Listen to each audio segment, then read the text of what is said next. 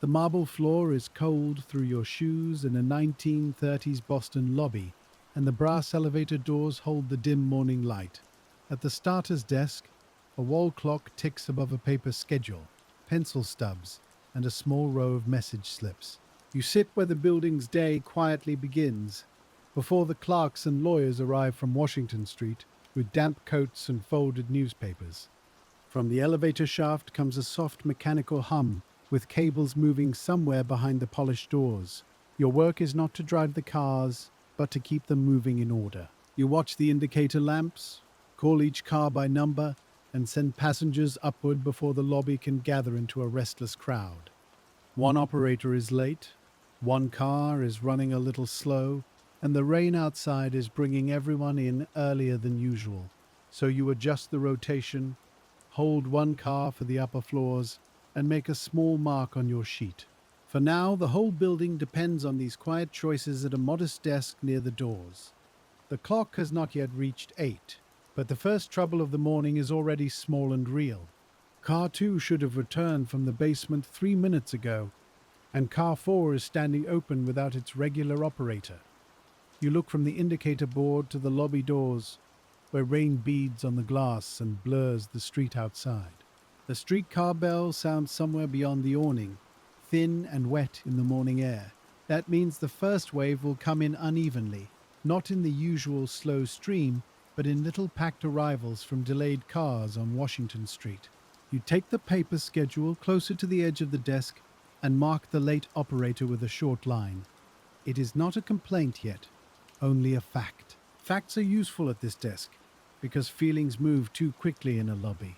The brass doors of car 1 slide open with a soft clap of metal, and the operator inside touches the gate with a gloved hand. He is an older man named Mr. Donnelly, though most tenants call him Donnelly without thinking much about it. His cap sits square on his head, and his dark uniform is brushed clean, with only the cuffs showing the damp of the morning. You tell him, quietly, to take the first upper floor run when the doors fill. He nods once, because you have both done this long enough to know that too many words can slow a morning down. A woman from the 6th floor enters first, carrying an umbrella wrapped tight and dripping into a black rubber tip. Behind her comes a clerk with a newspaper folded under one arm, then a messenger boy with a canvas pouch. You could send them at once, but the indicator for car 3 is dropping from the 9th floor, and car 3 is better for the lower calls. So you hold car 1 with one hand lifted, not sharply, just enough to say, wait. The woman glances at the clock, and the clerk shifts his weight. You feel that small pressure begin, the pressure of people who think an elevator is late because it has not arrived for them. Car 3 lands with a slightly uneven sound. Not a bad sound, not a dangerous one, but a soft hesitation before the doors open. You hear it because hearing is part of your work, just as much as speaking. The operator in car 3, young Mr. Flynn, looks at you with his eyebrows raised, as if asking whether you heard it too. You give him the lower floors, 2nd through 7th, and make another small mark beside his car number. The mark is no bigger than a fly speck, but it means you will listen again when he comes back. In a 1930s office building, the elevators are modern enough to feel ordinary, and old enough to still need steady hands. The cars move by electric motors, cables, counterweights, controllers, brakes, and the practiced touch of operators at levers.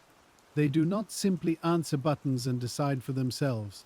They are called, guided, loaded, spaced, and watched. A good building wants the elevators to feel almost invisible.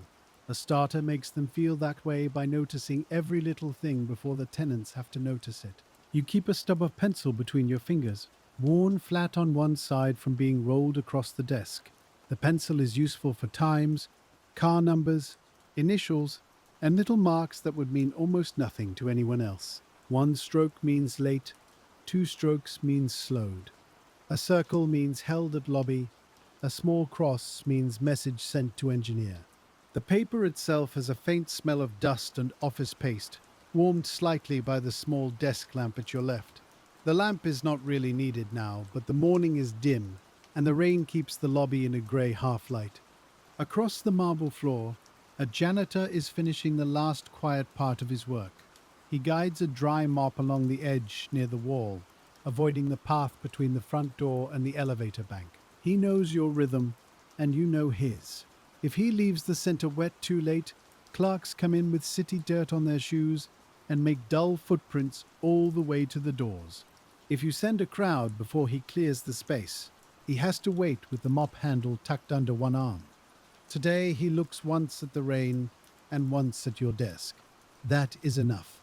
You lift 2 fingers, meaning the first real crowd is close. He pulls the mop away from the center path and folds it against the brass baseboard near the stair door. Small agreements like that hold a building together. They are not written in the lease. They are not spoken in office meetings. They happen in glances, marks, nods, and careful timing. At 10 minutes after 8, the missing operator comes through the side entrance with his collar turned up. His name is Pasquale, and he runs car 4 most mornings. He has a narrow face, quick hands, and a way of stepping into his car as if he is stepping into his own kitchen. Today, his hat is wet, and one shoulder of his coat is dark from rain. He does not offer an excuse at first. He only catches your eye and gives a small apologetic nod. You could put him straight into the regular rotation. That would be easiest, and perhaps no one would notice the lost minutes. But car 4 has been standing idle, and the early line is already beginning to thicken near the rope. So you choose differently. You send Pasquale empty to the 11th floor to collect the first downward calls before they clog the upper hall. Then you give Donnelly the next full upward car, stopping only above the 7th. It is a small decision, almost invisible from the lobby. But because of it, the next 10 minutes will not pile onto themselves. The lobby doors open again and a damp breath of Boston comes inside. Wool coats smell faintly of rain, street soot, and tobacco. A man shakes his umbrella once before remembering the brass stand beside the entrance. A typist in a dark hat steps carefully around the wet spot and keeps one hand on her handbag. A lawyer with a leather case checks his watch but says nothing. People in office buildings often say nothing when they are irritated. They stand straighter. They look at the indicator lights. They turn their bodies toward the doors as if that will bring the cars down sooner. You let your voice remain low. Car 1 for 8 and above. Car 3 for 2 through 7. Car 4 coming down. The words are plain, and because they are plain, people can follow them without feeling ordered about. That is part of the art of the starter's desk. You do not command the lobby like a conductor before an orchestra. You tend it like a stove, feeding one small draft, closing another, keeping the heat even. The indicator lamps above the doors show each car's position in simple glowing signs. Some buildings have needles, some have painted floor numbers behind glass, and some have little lamps that travel in a row. Here the lights are warm and dim, with the numerals set above each brass frame. They tell you where the cars are, but not everything.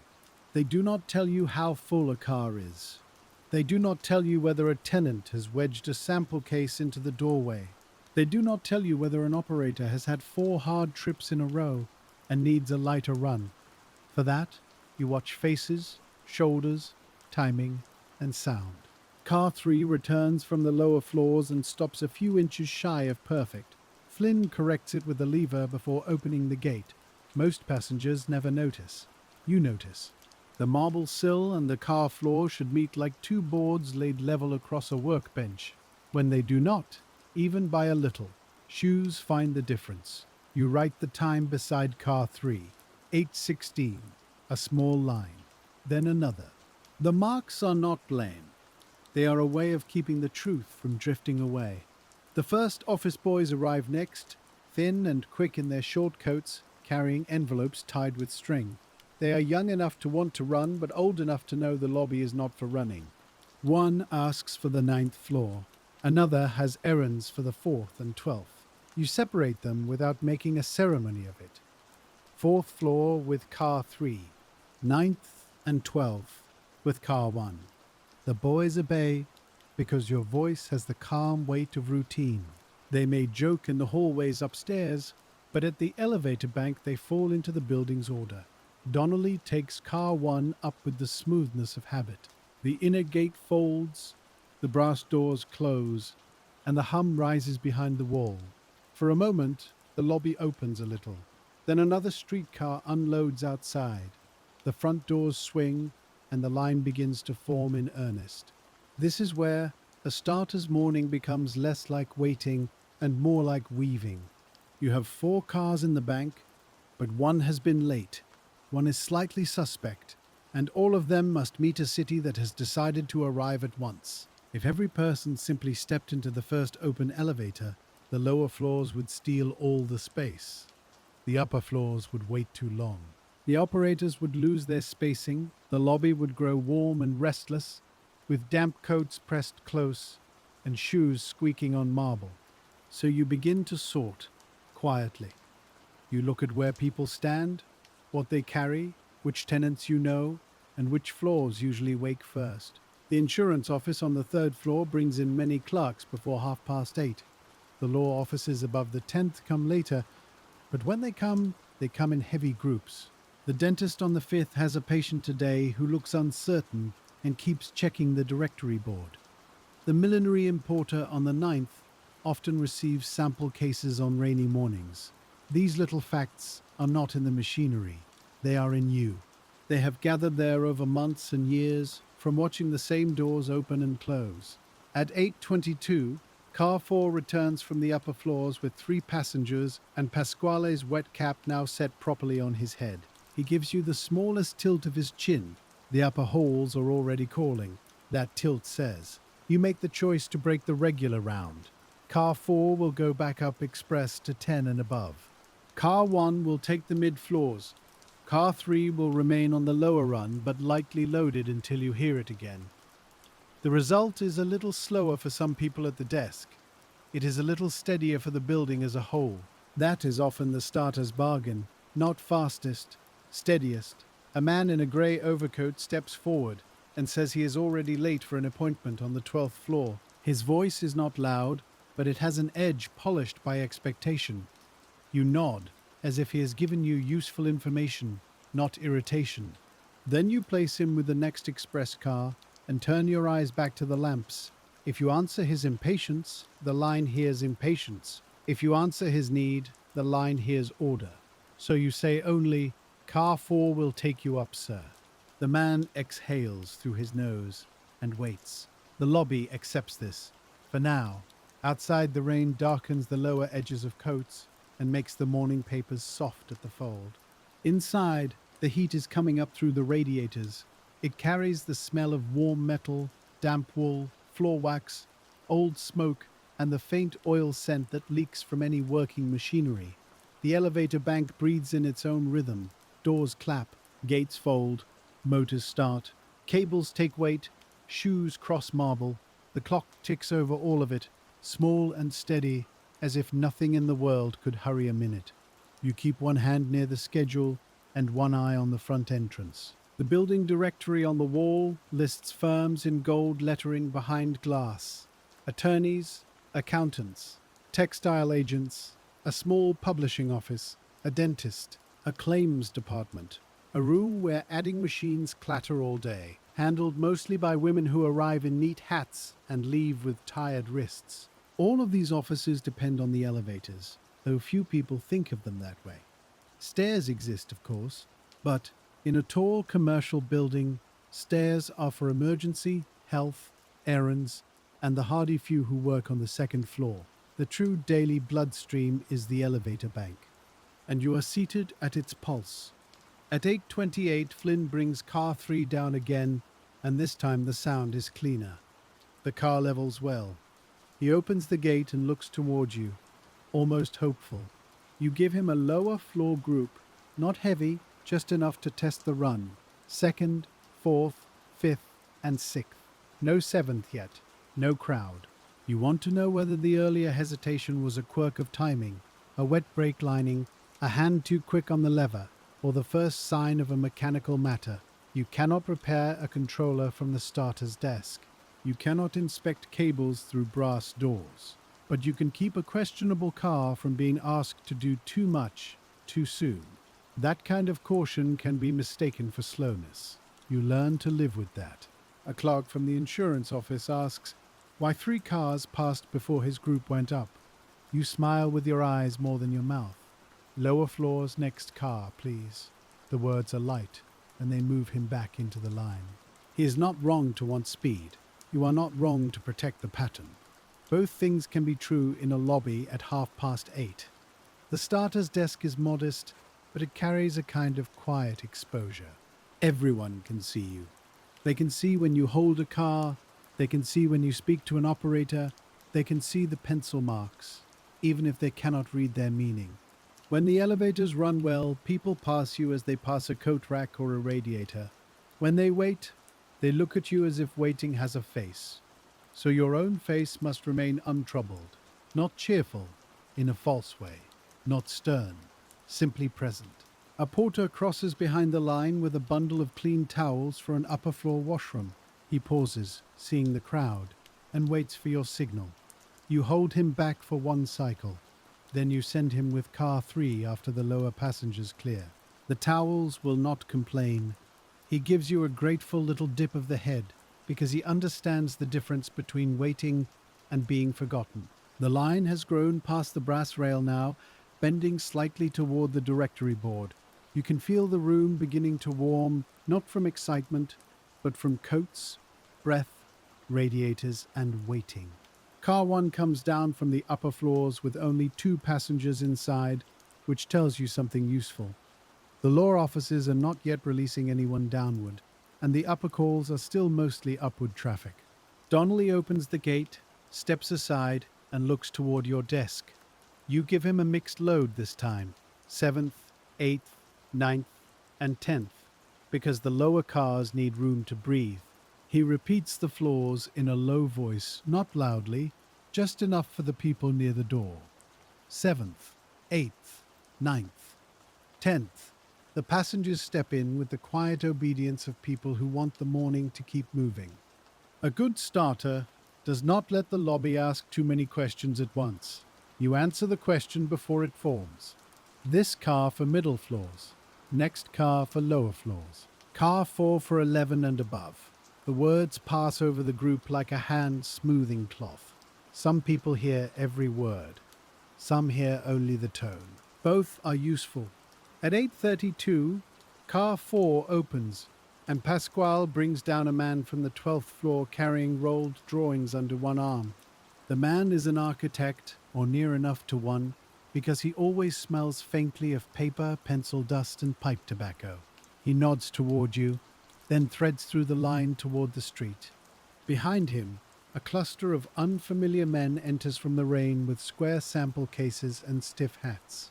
They pause just inside the doorway, blinking at the directory board as if the building has changed its mind since they last looked. You know at once that they are not part of the normal morning pattern. Normal tenants move toward the elevators by habit. Visitors look upward. They look at names. They look at floor numbers. They look at one another.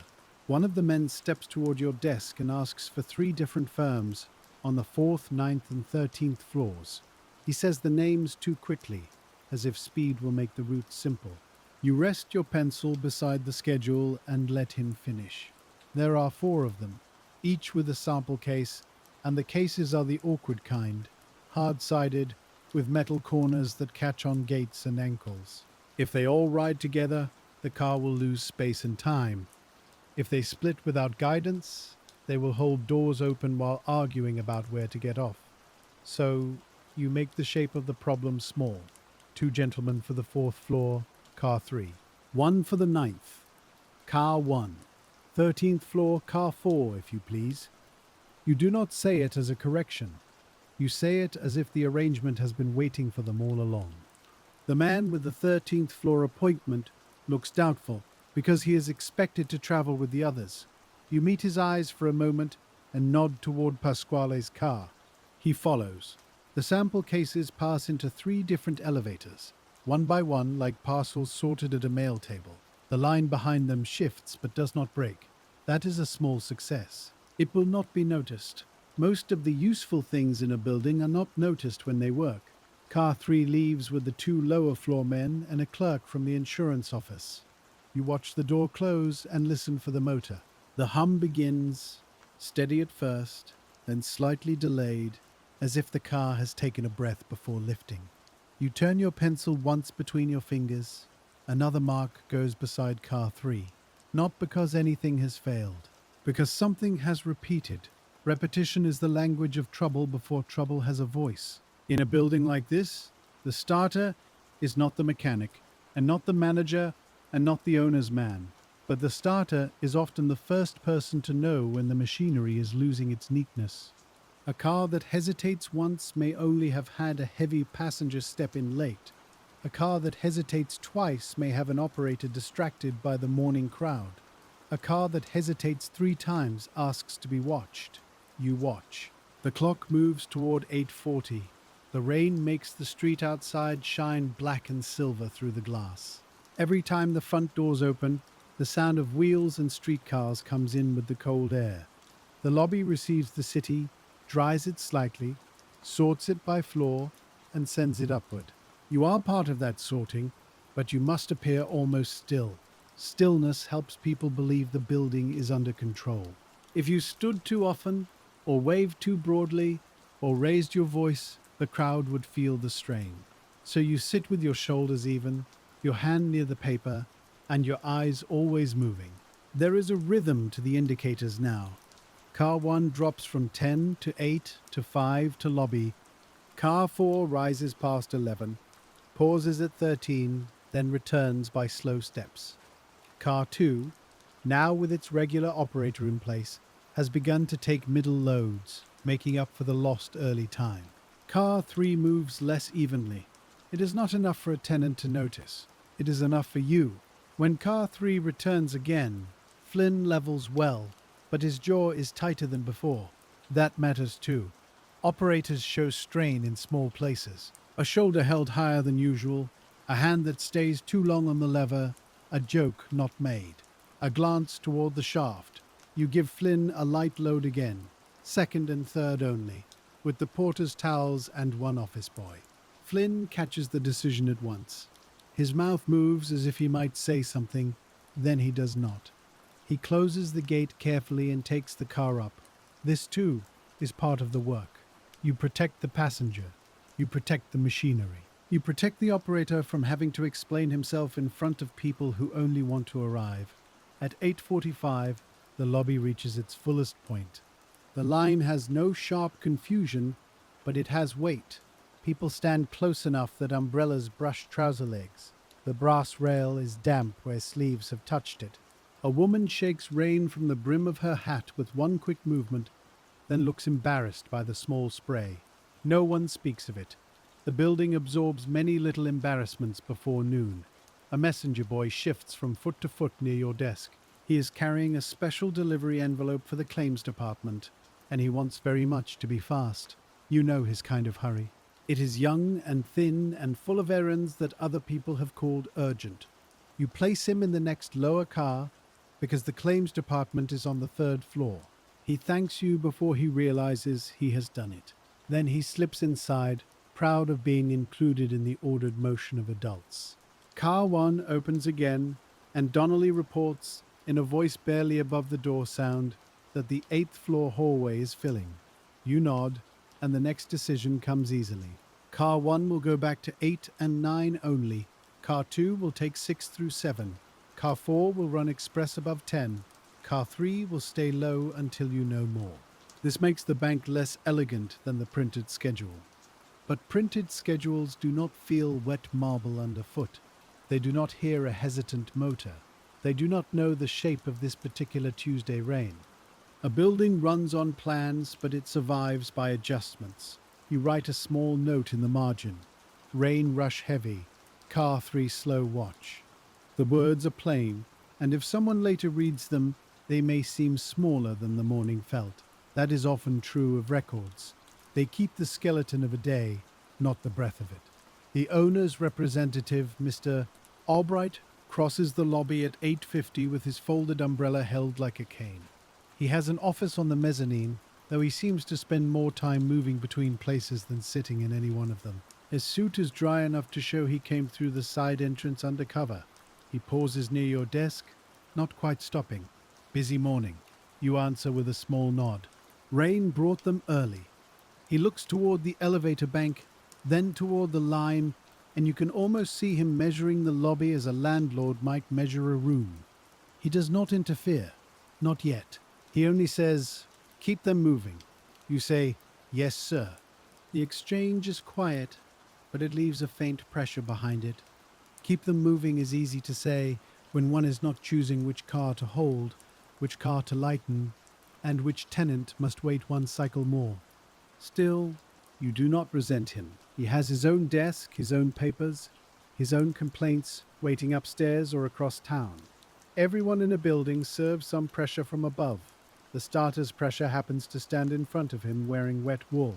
At 8:53, the unfamiliar visitors cause their second delay. The man sent to the 9th floor must have returned to the lobby by mistake, because car 1 brings him down again with his sample case unopened. He steps out, confused, and asks whether the textile agent is perhaps on the 13th. You take the directory card from the small rack, the one with changed tenants marked in careful ink. The textile agent is on the 9th. The importer is on the 13th. The names are similar enough to explain the mistake. You do not make him feel foolish. People who feel foolish hold doors, ask twice, and spread unease behind them. So you say, 9th for Mr. Lasker, 13th for Bay State Importing. Your appointment may be Bay State. He looks relieved, then apologizes. You place him with car 4, but only after the next express group is ready. This costs a little time. It saves more. The morning teaches you over and over that the quickest motion is not always the shortest one.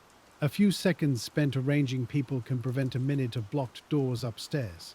A quiet explanation can prevent an argument inside a car. A held elevator can prevent 3 wasted stops. You do not think these things in long sentences while working. You feel them as timing. A musician might call it tempo. A machinist might call it feed. A cook might call it knowing the pan. You call it the morning. The clock reaches 9. A soft change passes through the lobby. The first rush does not end all at once. It thins the way rain thins when the drops become easier to count. The line shortens to the brass rail, then to the center of the floor. Then to a few scattered arrivals who come in shaking umbrellas and glancing upward. You send car 2 to clear the 6th and 7th floors. You send car 4 for a final high run. You let car 1 stand for half a minute, doors open, while Donnelly wipes his gloved palm on a cloth. He does it out of sight of most passengers, but not out of sight of you. Hands get tired. Even a lever that moves easily becomes heavy after enough careful starts and stops. In manually operated elevators, the operator's touch is part of the machinery. The controller handle directs current to the motor. The brake must release and take hold smoothly. The car must slow before the landing and level with the floor. The gate must be opened only when the car is properly placed. All of this becomes so ordinary that tenants forget there is skill inside it. They see a uniform and a gate. They do not see practice. They do not see the judgment required to stop a moving room exactly where shoes expect the floor to be. You see it. That is why Flynn's hesitation troubles you. At 9:07, car 3 returns empty from the 2nd floor. It should have taken longer if there were calls above. Flynn opens the gate, leans slightly toward you, and says the lever feels a bit soft coming off the stop. His voice is low. You rise from the desk, not quickly, and step closer to the car. The floor is level now. The gate folds neatly. The brass sill is clean except for 2 dark drops of water from someone's umbrella. You ask whether it pulled unevenly. Flynn says, "Only a little, mostly starting." Only a little is a phrase that carries weight in mechanical places. Only a little can mean nothing. Only a little can mean not yet. You tell him to take no heavy loads until you send word. He nods, grateful for the instruction, because it gives shape to his caution. You return to the desk and put a small cross beside car 3. The cross means engineer. The building engineer has a room below stairs near the boiler room and electrical panels. where the air smells of oil, dust, steam heat, and warm insulation. He is not always there, because buildings have many corners where something can knock, leak, stick, or hum in the wrong way. You tear a message slip from the pad. Car 3 slow starting, slight leveling irregularity. Please inspect when able before noon. You add the time, 9:09. You fold the slip once and call the office boy nearest the desk. Not a tenant's boy, but the building's own runner, a quiet lad named Eddie, with hair that never quite stays flat. He takes the note without drama.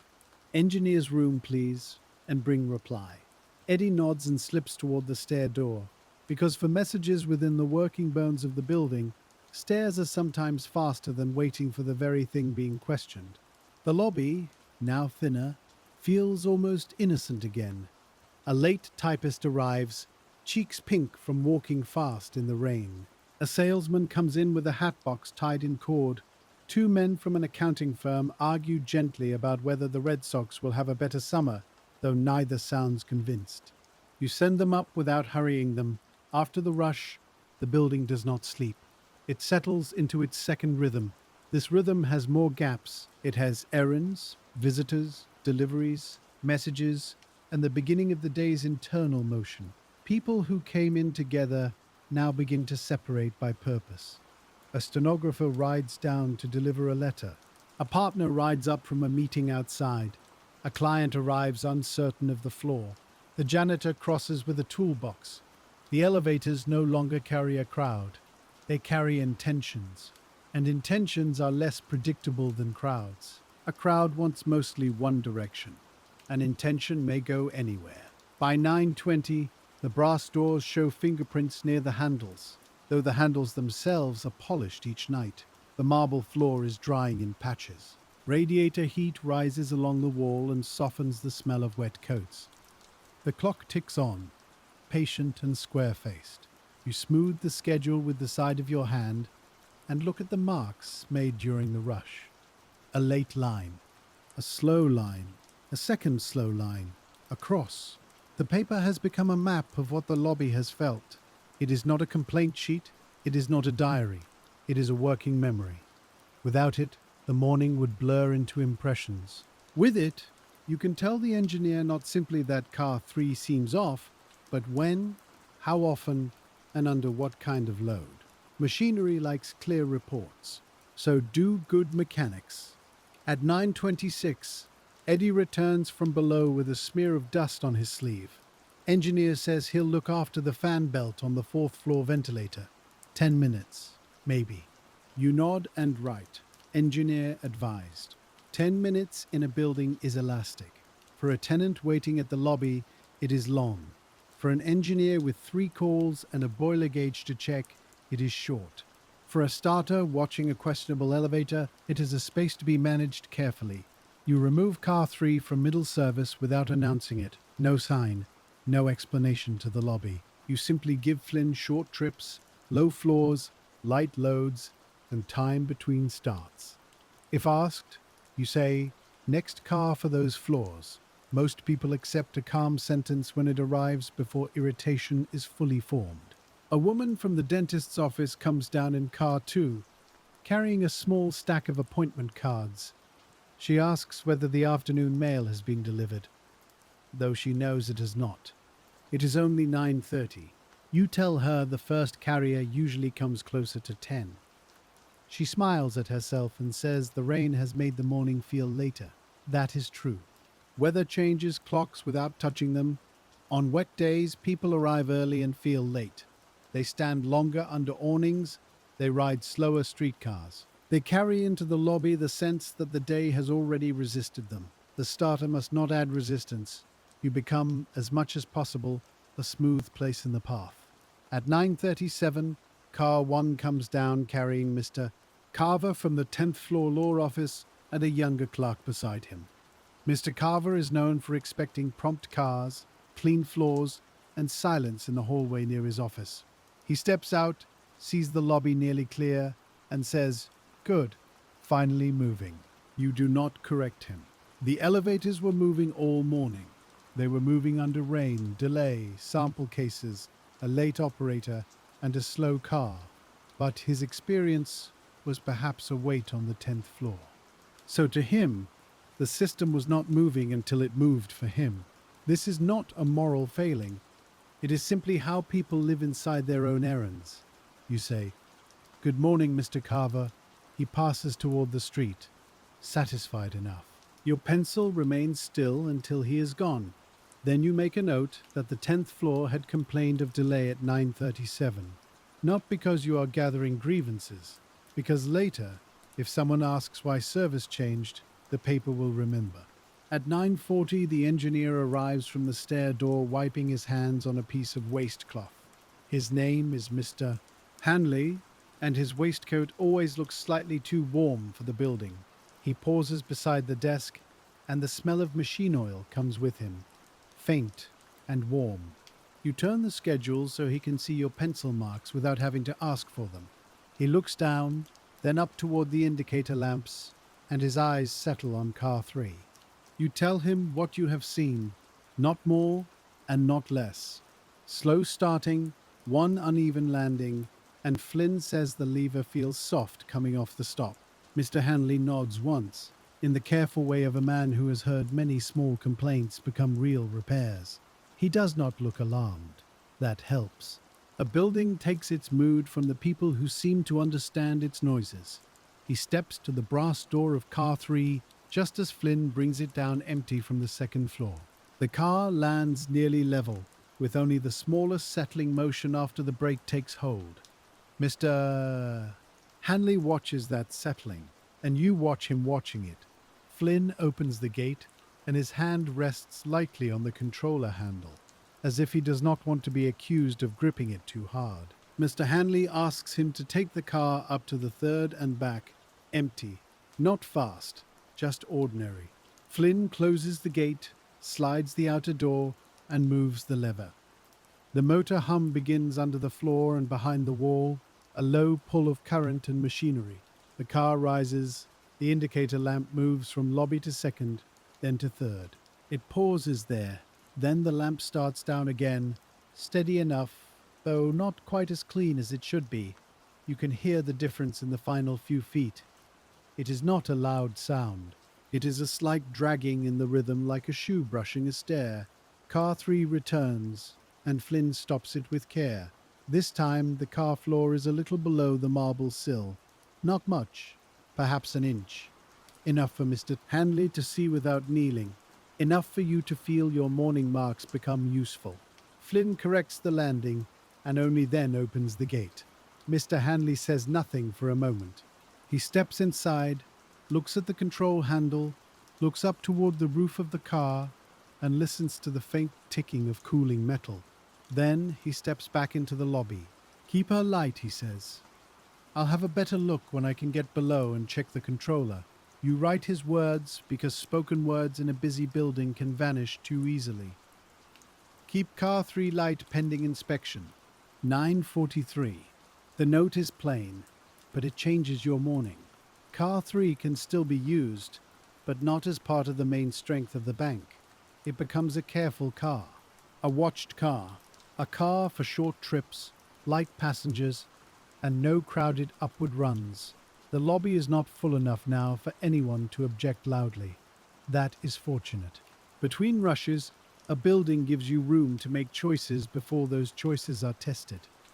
Mr. Hanley folds his cloth and tucks it into his back pocket. He tells Flynn to report any slip, drag, or odd smell at once. Then he turns to you and says he will send word after he gets into the machine room. The machine room is not in the lobby, and most tenants never see it.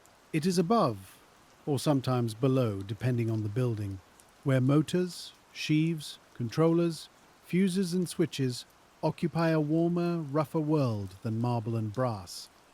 There are no polished directory boards there.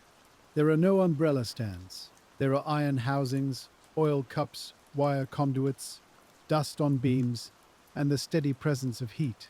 The elevator that seems like a small room to a passenger is really the visible part of a larger system.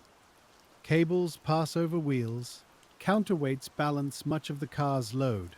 The motor does not lift the whole burden alone, because the counterweight shares the work. The brake holds when motion must stop.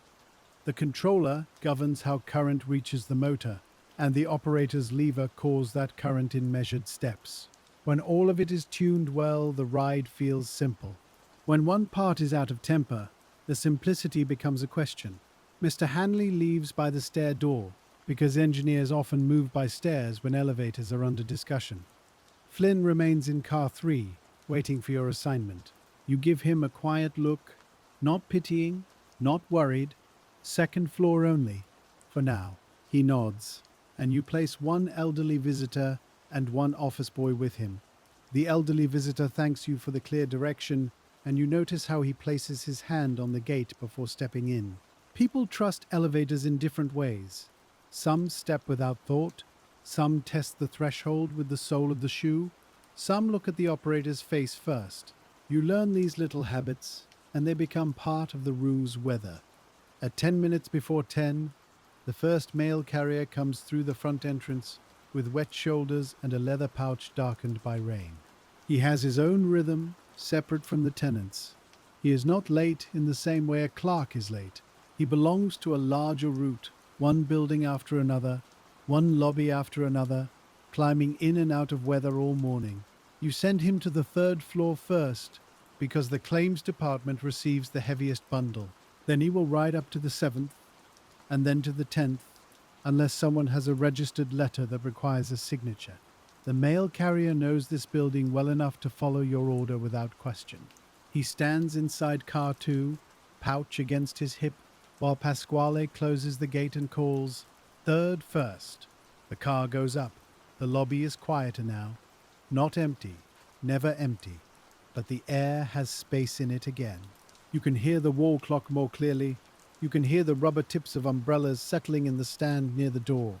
You can hear the distant clack of a typewriter from a lower office when someone opens the stair door. That is how late morning begins. The building is awake, but not yet hungry for noon. Visitors arrive 1 or 2 at a time.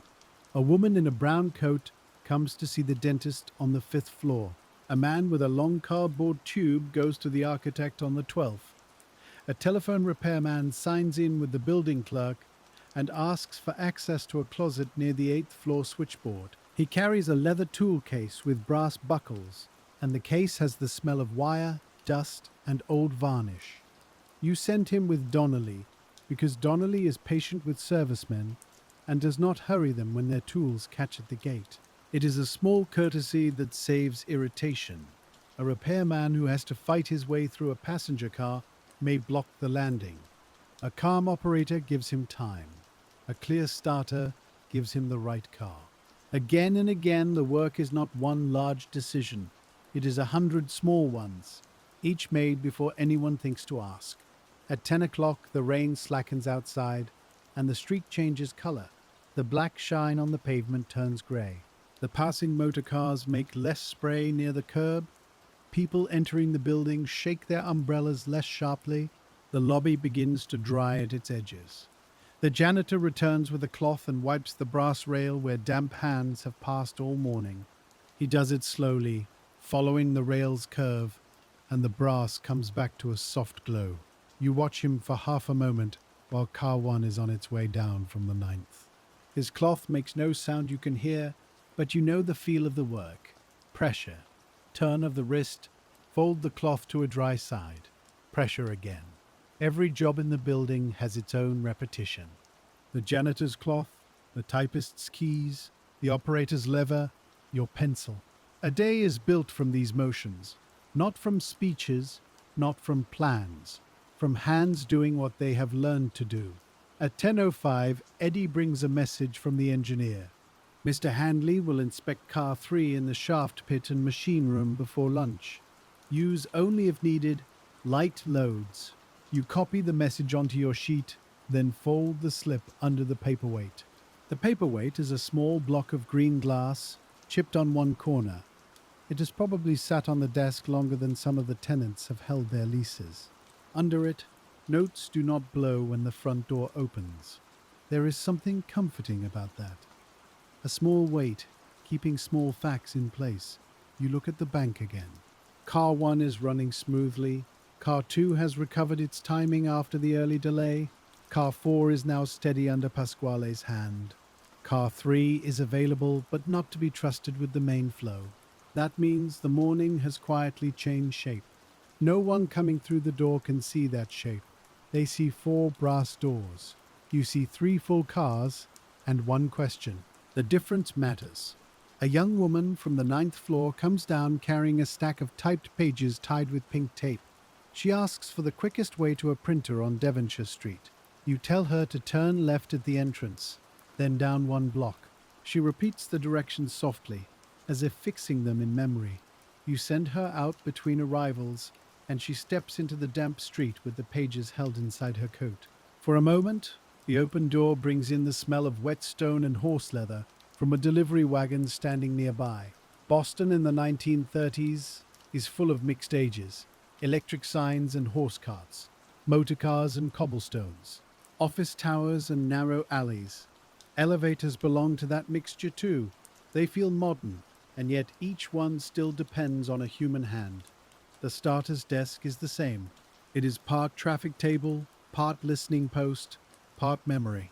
It has no motor of its own, but everything moves through it. At 10:15, a delivery man arrives with 2 wooden crates of ledgers for the accounting office on the 7th floor.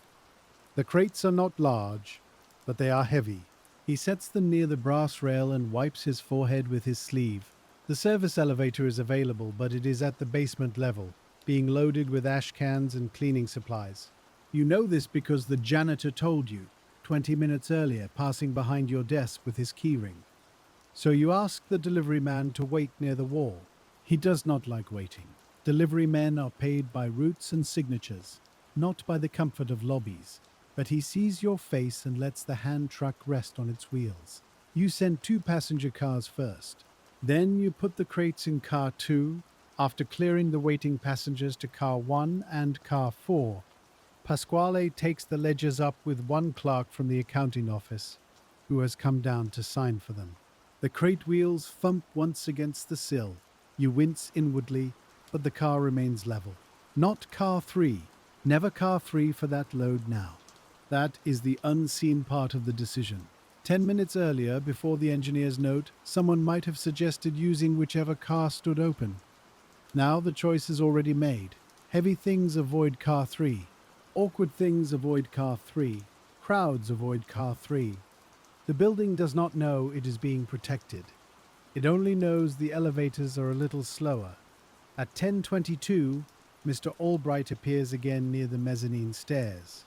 He looks toward the lobby, where a small knot of visitors is waiting, and then toward car 3 standing closed. His eyes rest on the closed doors a little too long. You can feel the question before he asks it. Is that car out? You answer carefully. Light service only until Mr. Hanley finishes inspection. He frowns, but not deeply. How long? Before lunch, sir. That is what the engineer says. He glances at his watch. The owner's office has a different clock from the starter's desk. For Mr. Albright, before lunch means complaints may be waiting by noon. For you, before lunch means you have 2 hours to manage a weakened bank before the building reverses direction. He says, keep delays down if you can. You say, yes, sir, if you can. It is a small mercy in his wording. He knows enough not to say there must be no delays. Still, the pressure settles on the desk again, light but present. You return your hand to the pencil. The schedule has begun to look worked over. Lines, times, initials, and small marks sit among the printed car numbers. A stranger might see disorder. You see the day's hidden order. At 10:30, the late morning errands grow uneven. A lawyer sends a clerk down to fetch a document from a messenger waiting at the curb. A visiting client goes up to the 11th floor, comes down 5 minutes later, and then remembers he should have gone to the 10th. 2 typists come down together for coffee from the lunch counter nearby, speaking softly about a supervisor who has changed a filing system again. They laugh once, but quietly, because the lobby is a place where laughter seems to carry farther than intended. You send them in car 1 with a dentist's patient and a man from the publishing office. The car doors close. The laugh remains for a second, then fades into the hum.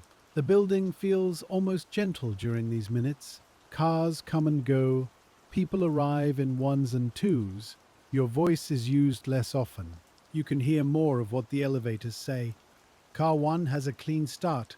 Car 2's gate rattles slightly when closing, a familiar sound that means nothing new. Car 4 carries itself with a firm, even pull. Car 3 remains too quiet, not silent. Quiet in the way of something held back. At 10:40, Flynn brings Car 3 down from the second floor after carrying a single messenger. He opens the gate and tells you the start felt better empty. That makes sense, but it does not comfort you much. Many weak things feel better empty. You give him a rest at the lobby while Car 1 handles the next lower floor call. Flynn steps out and stands beside his car, rolling his shoulder once under the uniform coat. He is young enough to want to prove he is not worried. He is experienced enough not to say so. You ask whether he had breakfast. He smiles, a little surprised, and says, "Coffee and a roll." That is the breakfast of many workers who begin before the city is fully opened. Coffee, roll, maybe a cigarette if the morning allows. Operators cannot smoke in the cars, though some carry the scent of tobacco in their coats. They eat in corners, by basement stairs, in small rooms behind service doors, or not at all until a break appears. The starter's breakfast is often the same. A roll wrapped in paper, waiting in the desk drawer until the lobby gives permission. Today it remains untouched. You can feel it there, beside the extra pencils and the old timetable from the street railway. The roll has gone cool. That is all right. Many quiet jobs include food that waits longer than expected. At 10:45, Mr. Hanley signals from the stair door. He does not cross the lobby at first. He only raises 2 fingers and points upward, meaning he is going to the machine room. You nod. Flynn sees the gesture and returns to his car. There is no need to tell him again.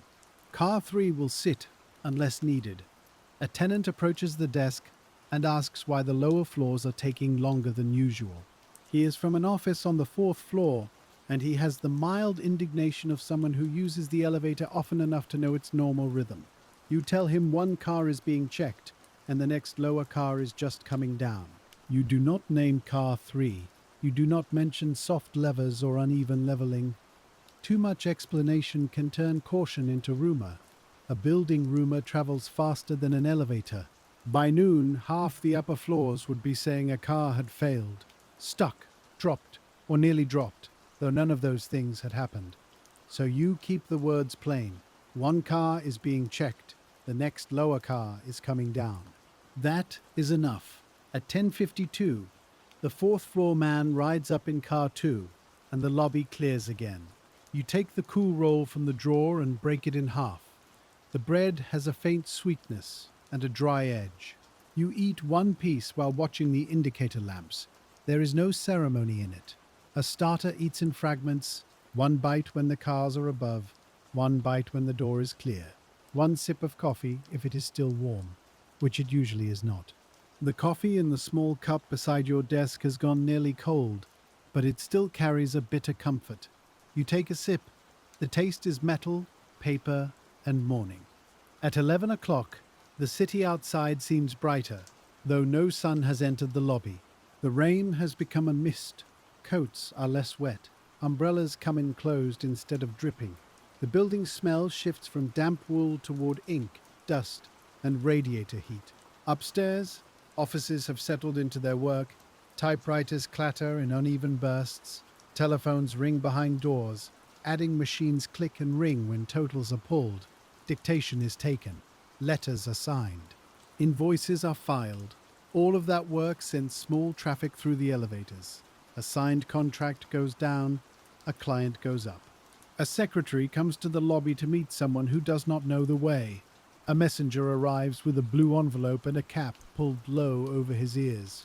You direct them all, softly keeping the weak place in the system in mind. At 11:08, a man carrying a portable typewriter in a black case comes in for the publishing office. The case is heavier than it looks. He holds it in one hand, then switches to the other while waiting. You place him in car 1 rather than car 3, though the publishing office is only on the 5th floor. Car 3 is not for weighted cases today. The man does not know why. He only knows his car arrives after another car has left. He glances at the closed brass doors of car 3, then back at you. You give him a calm nod. He looks away. Car 1 takes the typewriter case upward, and the lobby returns to that thin, late morning quiet that never lasts very long. The quiet is not empty, because behind the brass doors, cables still move, brakes still grip, and small requests keep arriving from above. You watch car 3 sit closed at the lobby, its polished doors reflecting the desk lamp and the pale rectangle of the front entrance. It is strange how a closed elevator can seem almost like a person waiting to be called, patient, but no longer fully trusted. Flynn remains nearby, not leaning, not fidgeting, only standing with the careful stillness of an operator who knows he is being watched by the day. He is not in trouble, and you make sure your face says that. Machines have moods only because people must work with them, and people read worry very quickly. At 11:12, the indicator for car 4 hesitates at the 12th floor, then moves down again with a clean pace. Pasquale brings 2 visitors to the lobby, both men from an insurance office upstairs, one carrying a wet hat in his hand. They step out talking about a claim file, and their words drift toward the street before the front door takes them. You mark car 4 clear. Then you send Pasquale back to the 8th floor for a telephone man who has finished in one closet and needs another on the 10th. The telephone man's tool case has already left a faint dark mark on the marble near the rail. The janitor will see it later, and he will know from the shape that it came from a case, not a shoe. Every worker learns to read the marks left by other workers. You read floor traffic. The janitor reads dirt, the engineer reads sound and heat, the operators read weight in the way a car settles as people step inside. At 11:15, Mr. Handley reappears from the stair door, but this time he does not have the easy look of a man finished with a small matter. He pauses at the edge of the elevator bank and wipes both hands slowly, though they are already clean enough for the lobby. That slow wiping tells you more than his first words will. He asks Flynn to take car 3 up empty to the 5th. Stop, then bring it back to the lobby. You stand from the desk, because some moments require being nearer to the sound. The lobby has only 3 waiting passengers now, and you place them in car 2 without explaining why. Donnelly closes the gate on car 2, and the passengers go up, leaving car 3 alone with Flynn and the engineer's attention. Flynn steps inside, closes the inner gate, and sets his gloved hand on the control lever. His face is calm, but his eyes move once toward you, just once. You give the smallest nod, the outer doors close, the motor takes current, and car 3 begins to rise. The sound is ordinary for the first breath of motion. Then, just before the indicator lamp reaches the 2nd floor, there is that slight drag again. Not a clank, not a bang, only a tiredness in the pull. Mr. Handley hears it.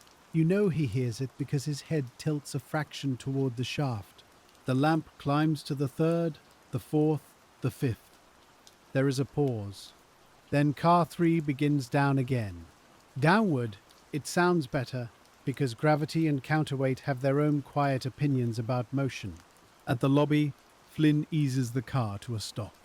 This time he is nearly level, but the car settles a little after the brake catches, as if it has changed its mind by half an inch. Mr. Handley steps forward before the gate opens. "Hold it there," he says, very softly. Flynn keeps the gate closed. Mr.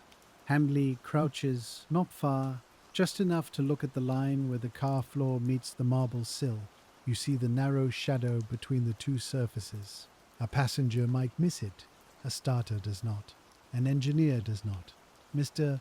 Handley stands, takes one breath through his nose, and says he wants the car out of passenger service until he can check the controller contacts and brake adjustment properly. The words are plain. They are not dramatic, but they land on the morning like a new piece of furniture placed in a narrow hall. You repeat the phrase once in your mind, so it will be exact on the sheet. out of passenger service. Until inspection complete. 11:17.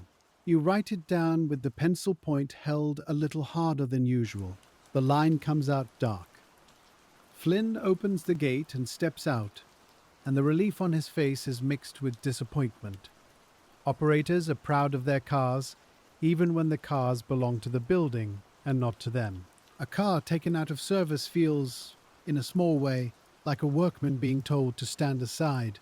You tell Flynn to report to Mr. Hanley for the moment, then return to the lobby when he is assigned. He nods. There is nothing more to say in front of the brass doors. Mr. Hanley tells you he will block the car from regular use and put a notice inside for maintenance staff. He will not hang a tenant notice unless he must. That is sensible. A visible notice invites questions. A closed brass door simply looks like a closed brass door. You ask whether there is any chance of returning it before the noon rush. Mr. Hanley looks toward the indicator lamps, then toward the stair door that leads to the building's working parts. Not safely, he says.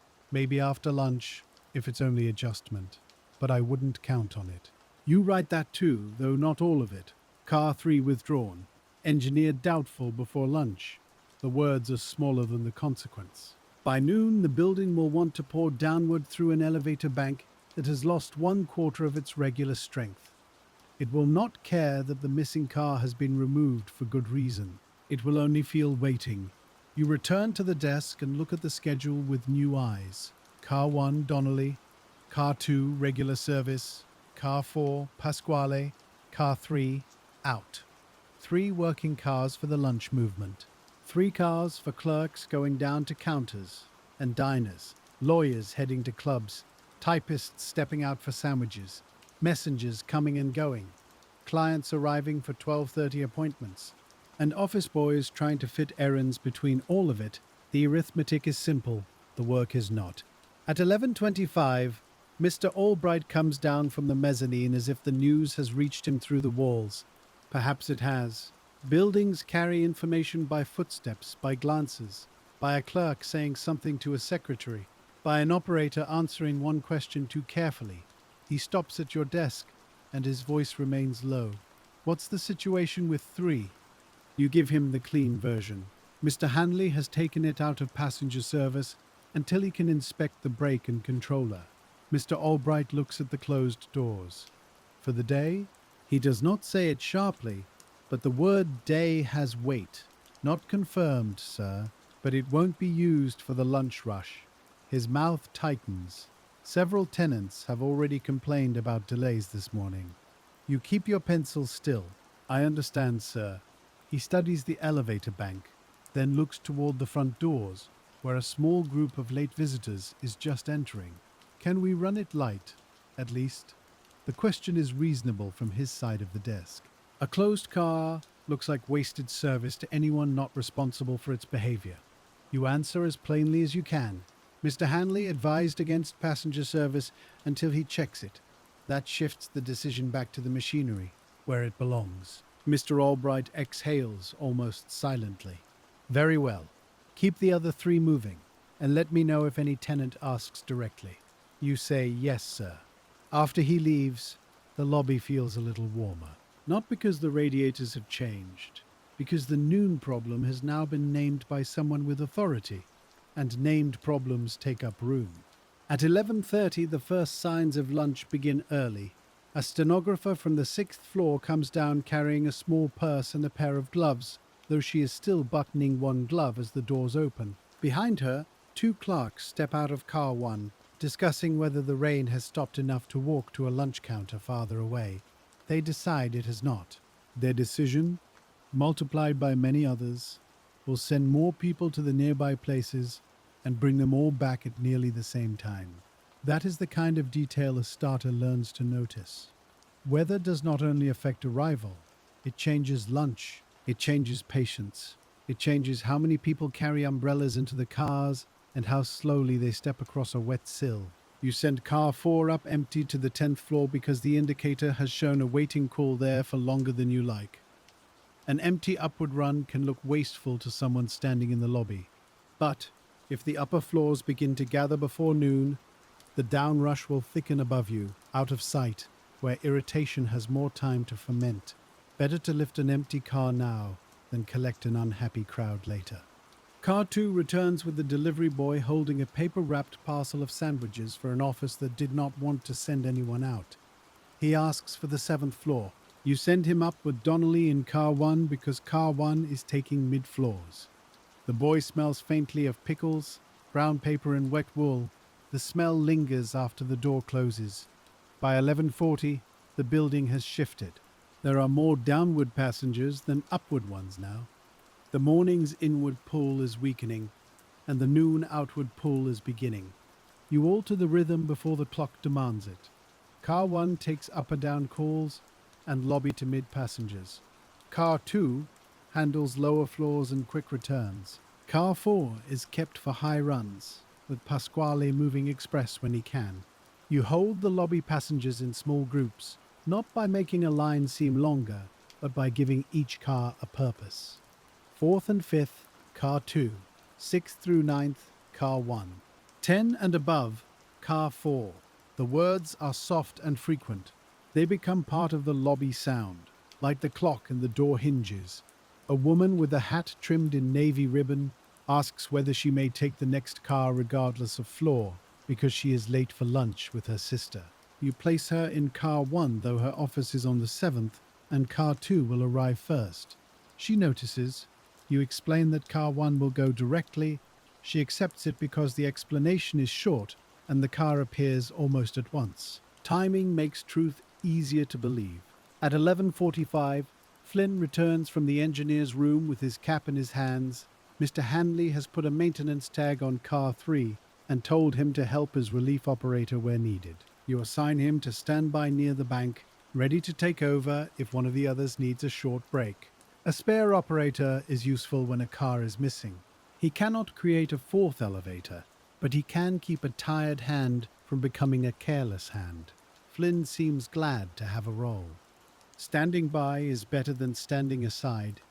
He moves to the wall near the elevator bank, where he can see the doors without blocking passengers. His hands remain folded around his cap. At 11:50, the lunch rush begins in earnest, though the clock has not yet struck noon. Upstairs, typewriters slow. Desk drawers open. Coats come off hooks. Women look at compact mirrors and smooth hat brims. Men close files, push back chairs, and decide that 5 minutes early is close enough. All of that motion collects at the elevator landings, and the landing calls begin to hold the indicator lamps longer. You cannot see the people waiting above, but the lights tell their story. Car 4 stops at 13, then 12, then 11, and takes longer at each place. That means passengers are boarding. Car 1 pauses at 9, then 8, then 6. Car 2 runs short and quick between the lobby and the lower floors, but even that rhythm begins to slow as more bodies enter. You stand now, not behind the desk, but beside it. During the heaviest periods, standing gives your voice a little more reach without raising it. The pencil remains in your hand. You call cars by number, not loudly, but with the steady certainty people need when they are deciding where to step. Car 2 for 2nd through 5th.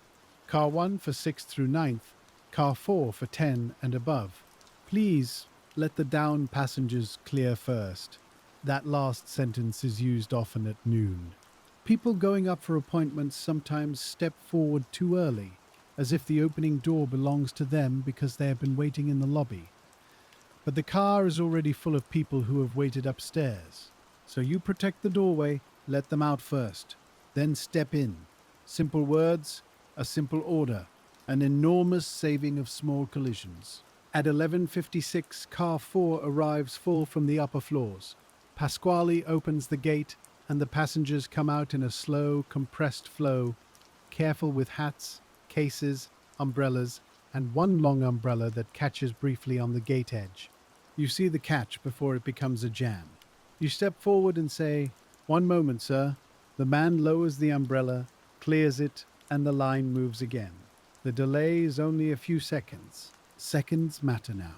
Pasquale's face is warm from the run, and his collar is damp at the neck. You send him up empty again, Express to 12. A man in the lobby objects gently, saying he has been waiting for the ninth floor. You tell him car 1 is coming for ninth. He looks towards the empty car 4, then at the closed doors, then back at the lamps. He does not like it, but he waits. You have learned that fairness in an elevator lobby is not the same as giving every person the next open door. Fairness is keeping the whole building from turning against itself. At noon, the clock strikes with a small metal sound that seems too delicate for the amount of motion it announces. The lobby fills both ways. People arrive from the street for 12 o'clock appointments. People come down for lunch. Messengers push in from the weather with envelopes under their coats. An office boy asks whether the stairway to the third floor is quicker. You say yes, if he's not carrying much. He grins and takes the stairs. That, too, is dispatching. Not every trip needs a car. A few young clerks from the second floor choose the stairs once they see the line, and their departure loosens the lobby by a foot or two. You are grateful for it. Car 2 can be spared the second floor for one cycle. You send it to the fourth and fifth instead. The closed doors of car 3 stand between car 2 and car 4, shining and idle. More than one tenant looks at them. You do not look at them too often because attention draws attention. Instead, you keep your eyes moving between the working indicators. Car 1 descending, car 2 at 5th, car 4 at 12th, car 1 stopping at 7th, car 2 coming down, car 4 loading above. Every movement is a little slower with the missing car. Not broken, not halted, just stretched. At 12:06, Mr. Carver from the 10th floor law office returns from outside with 2 clients and finds the lobby fuller than he prefers. He comes to your desk rather than join the line. 10th floor, he says, as if naming it might summon a car. You nod toward the upper floor position. Car 4 will take 10th and above. He notices car 3 closed. Why isn't that car running? His clients turn their heads slightly. You keep your answer short. It's being checked by the engineer, sir. He frowns. At noon? Yes, sir. His irritation has a reasonable shape. Noon is when service is most needed, but the car did not choose its timing, and neither did you. Car 4 arrives before he can ask another question. You place him and his clients inside with 2 other upper floor passengers, then close the matter by calling the floors. 10th and above, car 4. Pasquale repeats, 10th and above. The gate folds, the doors close. A complaint carried upward is still a complaint, but at least it is moving. At 12:10, Eddie appears from the stair door with another note from Mr. Hanley. The note is folded twice and smudged with a thumbprint of grease. You open it behind the desk. Car 3 brake contacts worn and controller arcing slightly under load. Do not use until parts checked. Likely out for remainder of day. You read the words once, then again. Likely out for remainder of day. The midpoint of the day passes quietly inside you. Until now, there had been a little room for imagining car 3 returning after lunch. Now that room closes. You copy the message onto the log. Car 3 out remainder of day probable, engineer inspecting. 12:10. The pencil point breaks on the last word. It makes a dry, tiny snap. You sharpen it with the small pocket knife kept in the drawer, turning the pencil over the waste tray so the shavings fall in curls. Even this small act must be timed. You look up between turns of the blade, car 1 coming down, car 2 at 4th, car 4 at 10th. No one sees the pencil being sharpened as part of the system. But without a pencil, the day loses its memory. You set the sharpened pencil beside the sheet and fold Mr. Hanley's note beneath the green glass paperweight. The glass catches a little light from the lobby window. For a moment, the trapped note looks underwater. At 12:14, Mr. Albright returns, and you know by his face that he has either heard or expects the worst. He stops close enough to see the paperweight, but not close enough to read the note beneath it. You lift the note with 2 fingers and hand it to him, because this is no longer a matter for hints. Mr. Albright reads slowly, and the lobby noise seems to gather around the quiet space between you. Car 1 opens behind him, full of clerks coming down. and their shoes cross the marble in a quick, damp shuffle. He does not look back until he has finished the last line. Likely out for the day, he says, not quite asking. That is Mr. Handley's judgment, sir. The words are careful because the engineer has given the fact, but you will have to live with its shape.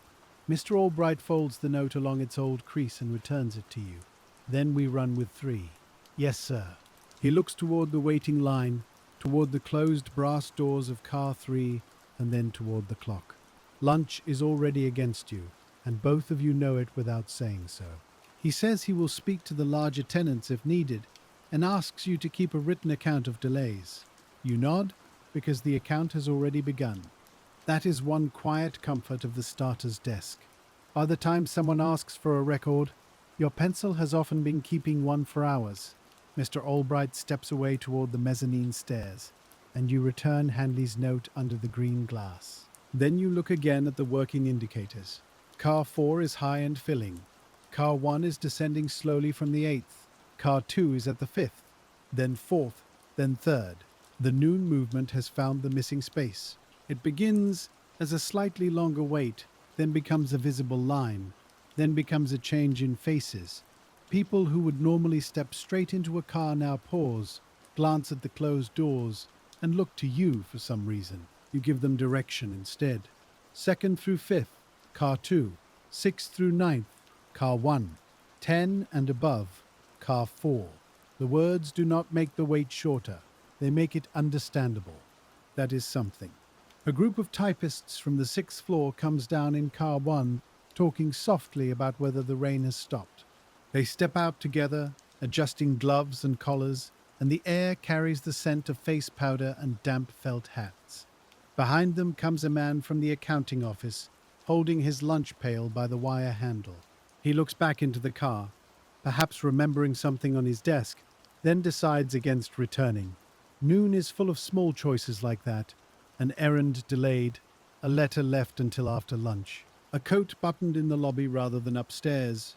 Each small choice changes the elevator traffic by a few seconds. At 12:18, car 4 reaches the lobby with a full load from the upper floors. Pasquale opens the gate carefully, because the car is crowded and people are standing closer than they prefer. The first man steps out with his hat held high, then a woman with a brown umbrella, then 2 clerks shoulder to shoulder. A messenger tries to step in before the last passenger has exited.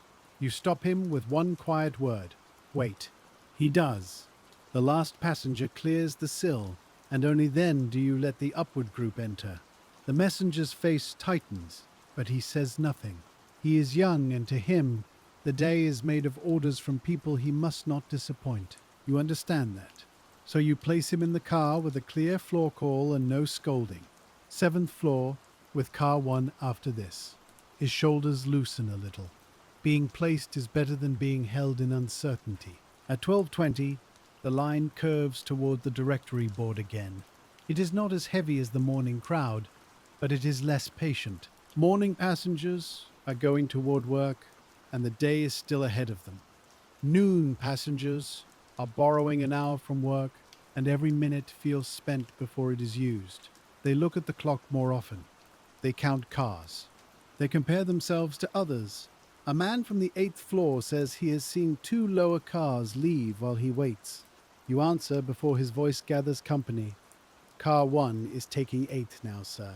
It is on its way down. You do not explain the whole routing. You give him the next usable fact. The indicator confirms you a moment later, dropping from 9 to 8, pausing, then moving again. He sees it, and his complaint has nowhere else to settle. At 12:23, Donnelly brings car 1 in from the middle floors, full but orderly. His face has the steady look of a man holding a routine under strain. You send him out again almost immediately, but not fully loaded. There are enough people waiting to fill him to the gate, but you hold back 2 passengers for car 2. Donnelly notices and gives you one brief glance of thanks. A car packed to the edge takes longer to load, longer to unload, and harder work to level. It also makes passengers sharp with one another. A slightly lighter car may leave with space unused, and still save time by keeping movement smooth. This is the kind of arithmetic that does not show in a simple count of bodies. It shows in door time, sill time, and the softness of a stop. Car 2 arrives with a clerk holding a stack of law books tied in a strap. The books are dense, dark, and heavy with use. You put him aside for one cycle because car 2 is needed for people first. He looks annoyed until you tell him the next car will have more room for the books. That is true. It is also a kindness to the people who would otherwise stand pressed against leather volumes and brass buckles. He waits, shifting the strap from one hand to the other. The law books sit against his leg like a small block of winter. At 12:27, a woman asks if she may walk up to the third floor. You tell her the stair door is to the left, and the third floor is reasonable if she takes her time. She smiles, almost relieved to be given permission. Many people forget stairs are still part of a building's body. Elevators become a habit, and habits can feel like rules. She goes through the stair door with her purse tucked under her arm, and her footsteps fade upward. You mark nothing for this, though perhaps you should. One passenger removed. One small pressure eased. The lobby continues. At 12:30, the lunch hour reaches its busiest shape. Cars arrive full from above and leave partly full from below. People coming down want the street. People going up want offices, appointments, signatures, interviews, and rooms they cannot find. A man with flowers wrapped in green paper comes for a secretary on the 9th floor. A claims adjuster returns with his hat wet again, though the rain is only mist now. Two women from the 5th floor decide not to wait and go out instead, laughing that coffee can wait but soup cannot. Their laughter is soft, then swallowed by the front door. You keep car 4 mostly for high floors, and car 2 mostly for lower floors. Car 1 becomes the flexible car, taking the middle, relieving either end, and filling the gaps you cannot avoid. This is not the printed rotation. The printed rotation belongs to a full bank. Today's rotation belongs to a missing car and a city under wet weather. You write 3-car lunch pattern in the margin. Then you add upper express as needed. The pencil moves quickly now, but each mark is still small. No one in the lobby sees how much the schedule has changed. They only hear your voice. Your voice must be slower than the work. That is one of the odd truths of dispatching. The busier the system becomes, the calmer the starter must sound. If you speak at the speed of the pressure spreads. If you speak at the speed of the pattern, people join the pattern. Car 4 for 10 and above, car 2 for lower floors, car 1 for 6 through 9. Please stand clear of the doors. The phrases return, and because they return, they become less like orders and more like the room's own rhythm. At 12:36, a tenant from the 12th floor asks whether the broken car will be fixed soon. You give him the same plain answer. The engineer has it out of service for the day, unless he finds otherwise. The tenant repeats, for the day, and his eyebrows rise. You say, "Yes, sir, for now." He looks at the closed doors as if they have personally disappointed him. Then he steps into car 4 when Pasquale opens the gate. The phrase for the day begins to move through the building after that. You can feel it travel. Not fast, not wild, but steadily. A secretary tells a clerk tells a partner, an operator answers a passenger. By 12:40, several people entering the lobby already know car 3 is out, though they have not heard it from you. Rumor has remained close to fact this time. That is a relief.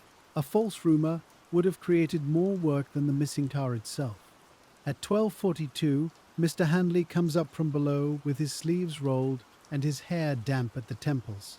He does not pause near the tenants. He comes straight to the edge of your desk. "Break contact where," he says quietly. "Controller face pitted some too. Can it be nursed?" "Not with passengers," he says. "Not today." You write the confirmation. Car 3 out, remainder day. Hanley confirms brake and controller work required. 12:42. Mr. Hanley watches your pencil move. Then he says he will order parts and clean what can be cleaned before morning. That means tomorrow is not certain either. You do not write that yet. One day at a time is enough for a crowded lobby. Flynn is sent to help Mr. Hanley for a while, carrying tools and running messages. Before he goes, he looks once at Car 3's closed doors. You see the look and understand it. A man can know the decision is right and still feels separated from his usual place. The elevator operator belongs partly to the car. The car belongs partly to him. That is how repeated work attaches itself to the hands. At 12:45, the first lunch returners appear sooner than expected. The nearby lunch counters must be crowded, and some people have chosen a quick cup and a sandwich rather than wait. This creates the awkward middle of the lunch hour. Down traffic is not finished, up traffic has already begun. The lobby becomes a crossing place again. A young clerk comes in chewing peppermint to hide the smell of onions. A woman returns with a paper bag folded twice at the top. A man carries a newspaper under his arm and reads the headline while standing in line. You sort them gently. Lower returns in car 2, middle floors in car 1, upper floors wait for 4. A messenger with a rush envelope tries to argue his way into car 4, though he only needs the 6th floor. You do not raise your voice. 6th floor with car 1. He starts to say something, then sees your eyes already on the indicator. The conversation ends there, not coldly, simply finished. At 12:50, the line shortens, but the work does not ease.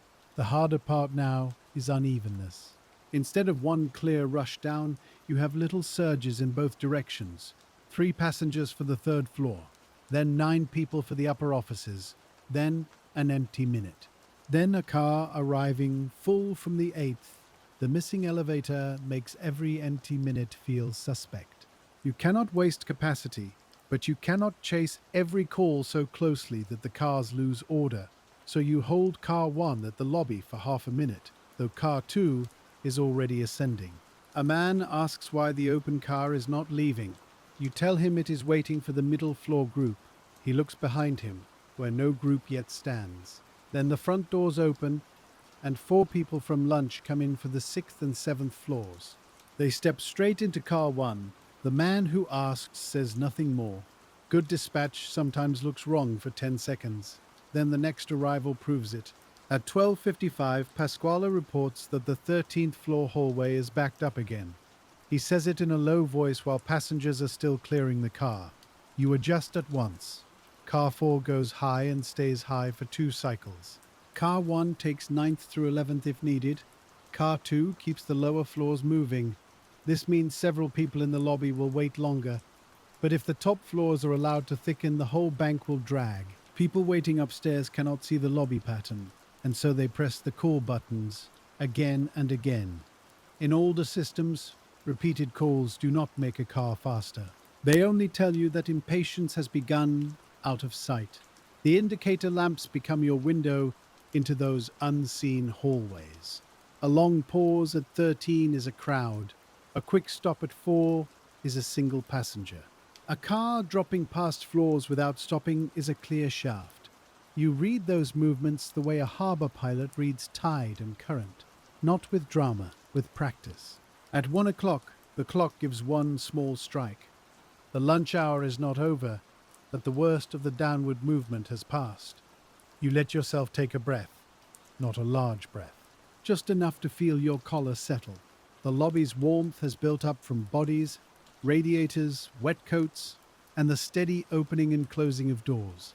The marble floor shows new streaks where shoes have carried in grit from the street. The brass rail is marked again by damp hands. The umbrella stand is crowded with black handles, curved like sleeping birds. Car 3 remains shut. Its absence has become part of the room now. At 1:05, Mr. Albright returns and asks for the delay record. You turn the sheet slightly so he can see the entries, but you keep one eye on the indicators. He reads the times, the withdrawal, the confirmation from Mr. Hanley, and the routing notes. He seems less irritated now, perhaps because the paper makes the day look managed rather than merely troublesome. Several tenants complained, he says. Yes, sir. Any incidents? No, sir. No missed landings with passengers after withdrawal. No overloads. No arguments of consequence. He glances up at that phrase. Arguments of consequence. You almost smile, but do not. A lobby has many small arguments that disappear when the right car arrives. Only a few deserve ink. Mr. Albright taps the paper once with his finger. Keep this through closing. I will need it if the owner asks. You nod. Then he says, quietly enough that only you hear it, good judgment holding the car. It is a small sentence. It does not undo the long wait or restore the fourth elevator, but it settles somewhere steady inside you. You say, thank you, sir. Then car 2 opens, and the work takes the sentence away. At 1:10, lunch returns become the main movement. People come back with the softened energy of those who have eaten quickly. Some carry paper sacks. Some carry coffee in covered cups from a nearby counter, though the lids do not always hold. One man has a spot of soup on his cuff. A typist has removed her gloves and carries them in. One hand, fingers folded into fingers. The smell of tobacco becomes stronger because many have smoked outside under awnings or in crowded lunchrooms. You place them by floor and keep the cars from filling unevenly. Car 2 for lower, car 1 for middle, car 4 for upper. The same words again and again, but now they feel less like defense and more like routine. The building has accepted its smaller shape. At 1:15, a delivery arrives at the worst possible moment. A man from an office supply firm enters with a hand truck, carrying 2 metal filing cabinets, each wrapped in burlap and tied with rope. They are narrow but heavy, and their drawers rattle softly behind the wrapping. He has come for the 8th floor. The service elevator is occupied in the basement with coal delivery records and trash removal, according to the janitor's earlier warning. The delivery man says the office was told to expect him before 1. It is now after 1. He is not angry exactly. He is tired of being between other people's arrangements. You look at the cabinets, then at the lobby, then at the indicators. Car 1 is descending from the 9th. Car 2 is at the 3rd. Car 4 is going up toward 12 with returning tenants. If you let the cabinets wait in the middle of the lobby, they will block the rail and gather irritation. If you send them at once in a passenger car, you will slow the lunch return and perhaps damage the car sill. If you refuse him, he will stand there with 2 metal facts on wheels. You choose the middle path. You ask the delivery man to move the truck against the wall near the directory board with the handles turned inward. Then you send the waiting passengers in car 1 and car 2 first. When car 1 returns, you will hold it for a controlled freight trip to the 8th floor. Not car 4 because the upper traffic is still heavy. Not car 2 because the lower floors are returning in clusters. Car 1 can be spared if the gap is made carefully. The delivery man listens, then nods. He has worked enough buildings to recognize a real plan. At 1:20, you make that plan visible. Car 1 opens, and Donnelly sees the filing cabinets before you speak. He raises one eyebrow, not in complaint, only in calculation. You tell the passengers waiting for middle floors that car 1 will make a freight trip, and the next car will serve them. A few faces tighten. You add, very briefly, the 8th floor is receiving office equipment and will clear it now so the lobby stays open. The explanation is plain enough to be fair and short enough not to become a debate. Donnelly sets the car level. The delivery man eases the hand truck forward. The small wheels click over the marble and pause at the sill. You step near, not to lift but to watch the angle. The cabinets tilt back, then forward. One wheel catches. Donnelly holds the gate wide and says, "Easy now." The delivery man adjusts his grip and the wheel clears. The cabinets roll into the car with a dull metal shiver. The sound makes several people glance toward car 3's closed doors, as if all elevator trouble might be related. You keep your face calm. This is car 1. Car 1 is sound. You give Donnelly the 8th floor only, and you ask him to return empty if the hallway is tight. The delivery man stands beside the cabinets, one hand on the truck handle, breathing through his nose. The burlap rubs against the car wall with a dry, fibrous sound, and Donnelly closes the gate with extra care. You hold the next two passengers back with an open palm, gentle but clear. They are going to the sixth floor, and under ordinary circumstances, they would be in that car already. But ordinary circumstances have been taken out of service behind the closed doors of Car 3. Car 1 rises with its heavy cargo, slower than usual, but even. You watch the indicator climb, second, third, fourth, fifth, and you listen for any change in the motor. There is only the steady pull, the familiar sound of a good car carrying weight it was built to carry. At the eighth floor, the lamp pauses longer than it would for passengers. That is the furniture coming out, the hand truck backing, the delivery man finding the angle, Donnelly keeping the gate from snapping back. Every load has its own tempo.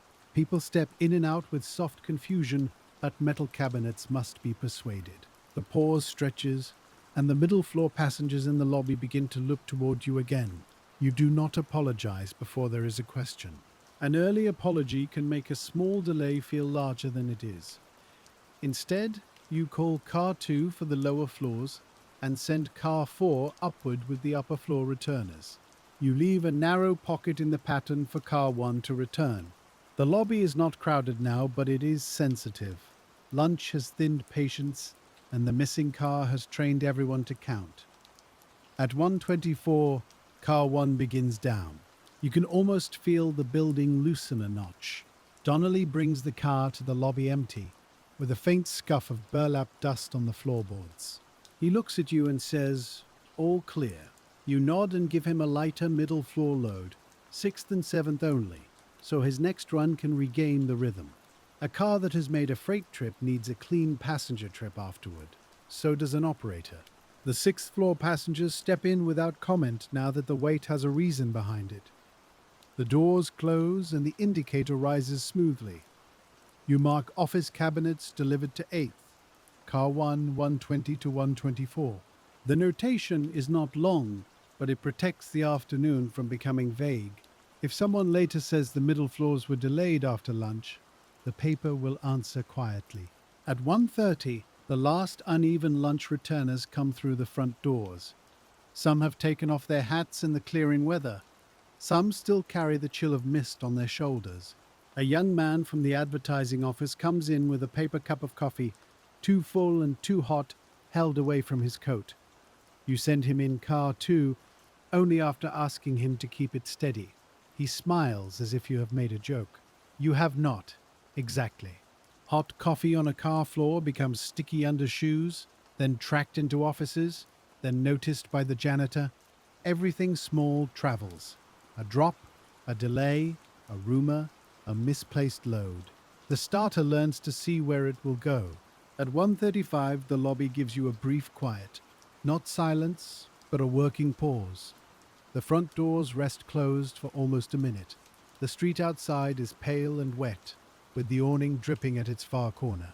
The radiators hiss faintly along the wall, and the brass elevator doors reflect the room in long, bent shapes. Car 3 stands closed, and now a small brass barrier has been placed before it by Mr. Hanley. It is not a sign for tenants. It is just enough to keep a cleaner, messenger, or hurried visitor from trying the handle. You look at the barrier, and then at your schedule. The afternoon must be written again.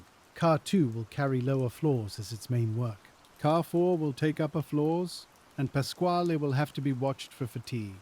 Car 1 will serve the middle and help either side when the indicators show pressure. Flynn, without a car of his own, will relieve when needed and carry messages to the engineer. This is the new building for the day.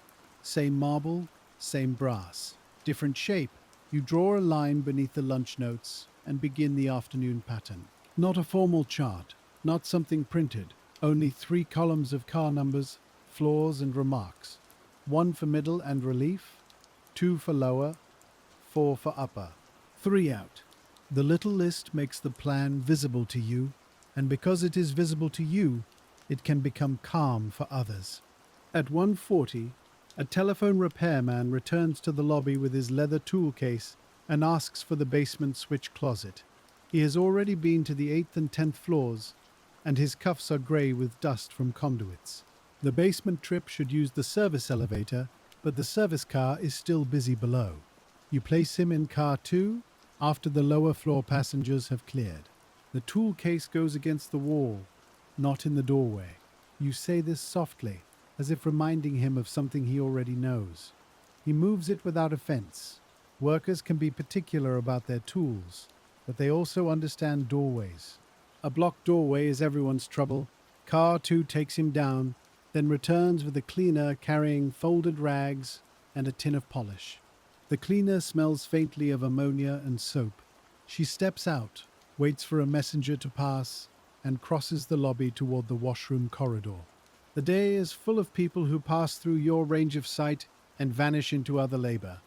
You see them for 10 seconds. Their work continues for hours. At 1:48, Pasquale brings car 4 down from the 13th floor and rubs 2 fingers against his wrist as he steps aside. You notice he does not ask for relief, because most experienced operators do not ask until the need is plain. You give him one more upper run, but you keep it light, only 11th and 12th. Then you motion to Flynn. When car 4 comes back, Flynn will take 2 trips. Pasquale sees the motion and gives no sign of wounded pride. Relief is easier to accept when it arrives before a man is spent. The control handle may not be heavy in the way a coal shovel is heavy, but it asks for exactness every minute. Start too sharply and passengers sway. Stop too late and the sill is wrong. Brake too hard and the car complains through everyone's knees. A steady hand can grow tired without looking tired. At 1:55, a woman from the publishing office comes down with a stack of galley proofs tied in string. She is going to the printer, she says, and asks if the rain has stopped. You tell her it is only mist now. She looks pleased because paper and rain are never friends. You send her out through the lobby at a moment when no group is entering, so the bundle does not meet wet umbrellas at the door.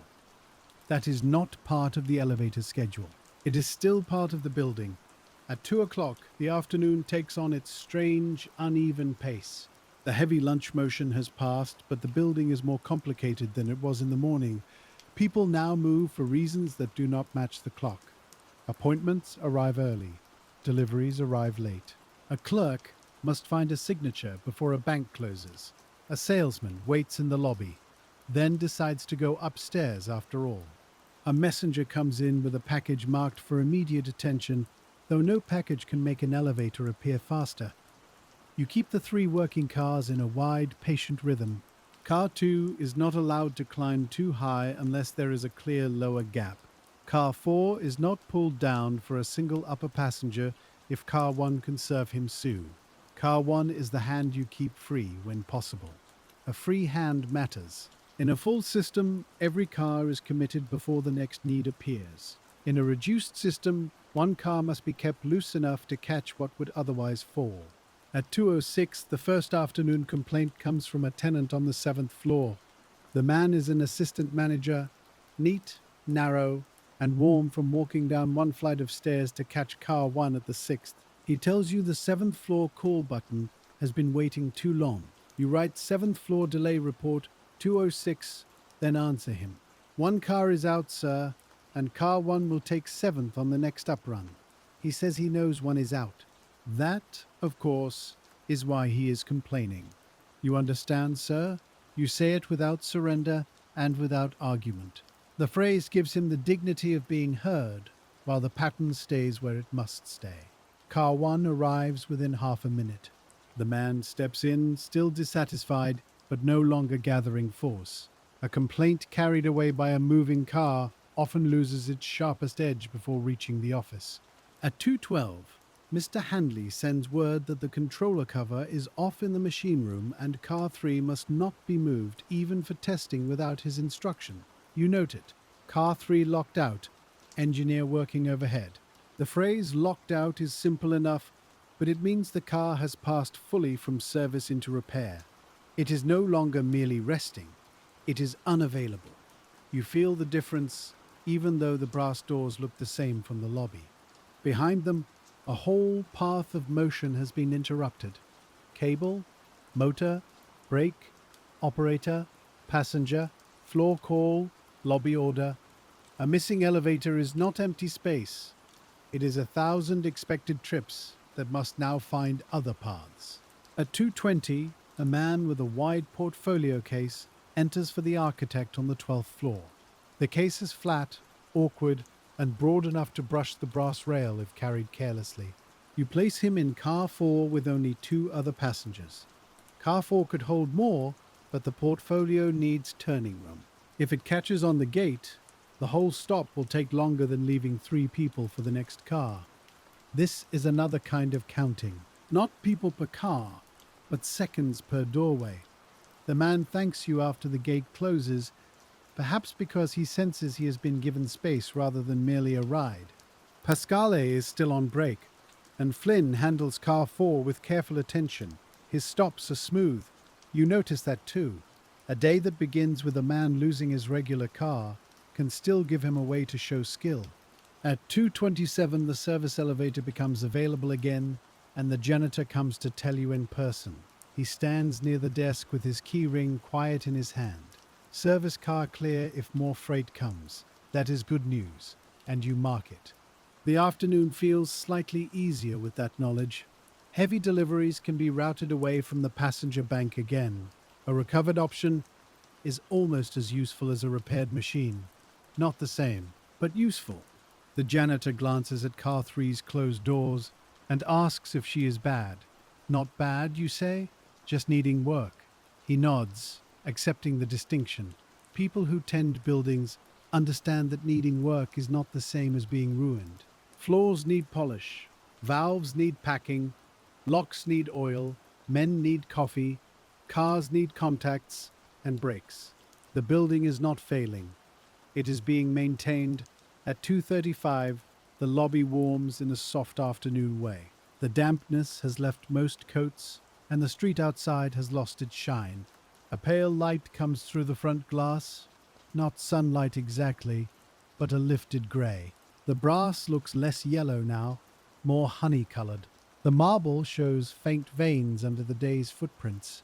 You stand, sit, stand again, depending on the flow. Your legs know the desk the way your hand knows the pencil.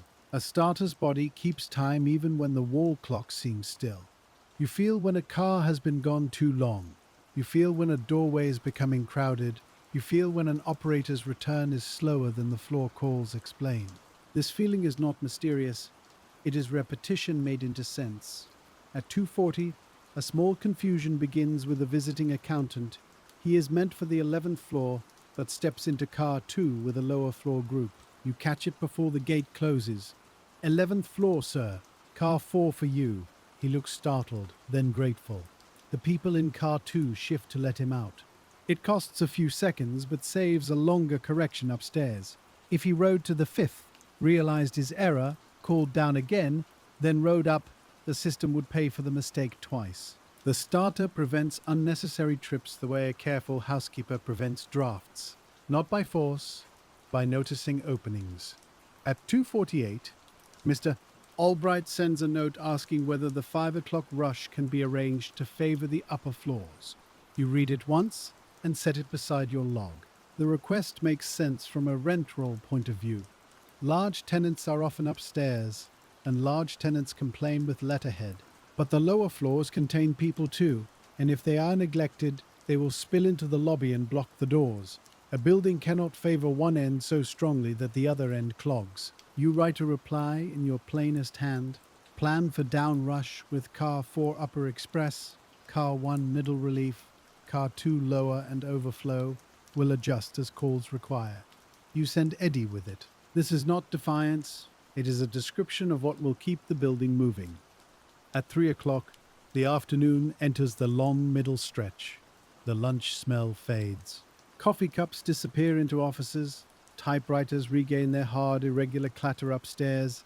Telephones ring more often because people are back at desks and remembering whom they meant to call. The elevators carry office errands now. Not crowds, but fragments. 1 person to the bank. 2 people to the lawyer. A messenger to the claims department. A secretary to the lobby to meet a client. 3 men down from the 12th. Then 1 woman up to the 5th. The reduced bank handles these fragments well enough. If a stranger entered now, he might not know anything was wrong. That is one measure of good work. The trouble remains present, but it is kept behind the rhythm. At 3:10, Pasquale returns from his break with coffee on his breath and color back in his face. Flynn gives him car 4 at the lobby, and their exchange is quiet. No ceremony, no long thanks, just one hand leaving the lever and another taking the car. You watch both men and make a short note. Flynn, relief car 4, 2 trips, satisfactory. It may seem unnecessary to write satisfactory, but if Flynn's morning is remembered only as the operator of the withdrawn car, the record will be unfair. Paper can do small justice when it is used carefully. At 3:18, a messenger arrives with a sealed envelope for Mr. Albright and asks whether he may leave it at your desk. You take it because the mezzanine office has no clerk in sight. The envelope is thick, cream-colored, and slightly damp at one corner. You place it under the green glass paperweight, separate from Hanley's note. The desk gathers the building's temporary facts, messages, delays, requests, small authorities folded into paper. For a few minutes, the paperweight holds an owner's matter above an engineer's matter, and both rest beside a pencil that has been shortened by the day. You smile inwardly at the arrangement. A building is layered even on a desk. At 3:25, the first hint of the evening begins, far earlier than the crowd itself. A typist from the 5th floor asks whether the elevators will be delayed at 5. She asks lightly but with real interest. Perhaps she has a streetcar to catch. Perhaps she has a train from North Station, or a child waiting, or simply wants to be out of the building before the sleet comes back. You tell her there may be some delay, with one car under repair. She nods, thinking. Then she says she may leave 10 minutes early if her supervisor allows it. This is how information changes traffic. One person leaving early reduces 5 o'clock by one body, but may add one body at 4:50. The system is never still. It reacts to the knowledge of itself. At 3:30, the weather changes again. The front glass shows tiny white flecks mixed with mist. Not snow exactly, not rain, sleet, light and uncertain, ticking faintly against the awning. The doorman, who has been quiet most of the day, steps outside and looks up at the sky. He returns with his collar turned higher. Cold coming, he says. You nod. Cold will make people hurry. Hurry will make them crowd the cars, press into openings, and ask why the elevators are not ready just for them. Cold also sends everyone to the street at nearly the same time, because no one wants to wait under an awning in sleet for a streetcar that may already be full. You add weather sleet beginning 3:31. The afternoon has given you another fact. At 3:40, Mr. Hanley comes through the stair door with a small, blackened piece of metal in his palm. He holds it out for you to see, not for display, but because you have earned the explanation. Brake contact, he says, worn thin. The piece is no larger than a coin, dark at one edge, with a bright scrape where it has been rubbing. You look at it carefully. It is a small object to remove a whole elevator from service, but buildings often turn on small objects. A contact face, a spring, a set screw, a bit of insulation. The public sees brass doors and polished floors. The mechanic sees the little parts that allow trust to continue. You thank him for showing you. He wraps the part in waistcloth and says the replacement may arrive late, perhaps not until morning. He has cleaned the controller as well as he can, but he will not return the car without the proper part. You write, replacement part pending. The words make tomorrow uncertain, but today is already committed. At 3:48, Mr. Albright appears to collect his envelope. He asks quietly whether Hanley has any good news. Not for today, you say. He nods as if he expected it. Then he asks how you intend to handle 5. You show him the rough pattern in the margin. Car 4 will run high and come down full when needed. Car 1 will clear middle floors and assist above 9 if the calls stack. Car 2 will handle lower floors and short returns, and you will send cars up empty when the upper indicators show crowds. Mr. Albright studies the notes. He points once to the upper floors column, then once to the closed doors of car 3. "If the upper tenants wait too long, I'll hear of it," he says. But his voice has softened. You answer that the upper floors will be watched first, because that is where delay can gather unseen. He nods, folds the paper back toward you, and leaves the decision at your desk. That is all a starter can ask for on a day like this. Permission to use judgment and enough silence to hear the building. By 4 o'clock, the sleet is no longer uncertain. It ticks against the front windows in small, dry taps, and the street outside turns dull and pale under the awning. People begin looking out as they pass the lobby, even if they are not leaving yet. Weather calls people before the clock does. At 4:10, the first early departures come down from the 5th and 6th floors. They are not a rush yet, only a warning. A woman buttons her coat while stepping out of car 1, and a clerk from the 7th floor asks whether the streetcars are running slowly. The doorman says they are crowded already. That sentence moves through the lobby like a draft. You mark it down not because it belongs to the elevator machinery, but because it belongs to the evening. Crowded streetcars mean hurried tenants. Hurried tenants mean packed landings. Packed landings mean cars must be sent up empty before anyone in the lobby understands why. At 4:20, you call Pasquale close when car 4 returns. You tell him he will run high at 5, mostly 10th and above, and that you will send him empty whenever the top lights hold too long. He nods, rolls his wrist once, and says he will keep the stops clean. Donnelly receives the middle floors with the same quiet nod he gave you before 8. Car 2's operator, Mr. Shea, is told to keep the lower floors clear and not be tempted upward unless you signal. Each man hears the plan in plain words. Plain words are best before pressure. At 4:35, the building begins to close itself in pieces. Typewriters stop on one floor, then start again on another. File drawers slide shut. Office doors open and release little sounds of talk, chairs, keys, and paper. The indicator lamps begin to pause longer above the lobby. You stand beside the desk, pencil in hand, and feel the day gather towards its last hard movement. Car 3 remains shut, with the brass barrier before it. By now, no one expects it to open. Its absence has become part of the evening's furniture. At 4:45, you send car 4 up empty to the 13th floor. A man waiting in the lobby for the 11th floor steps forward, then stops when he sees your hand. "Next upper car, sir," you say. He looks at the empty car going without him, and for a moment his face tightens. Then the indicator pauses at 13 and stays there. He sees it. The unseen crowd above has proved the decision. Car 4 comes down full, slow at each landing, carrying hats, coats, umbrellas, tired faces, and the warm smell of offices at the end of the day. Pasquale opens the gate with care. The passengers step out into the lobby and then toward the sleet.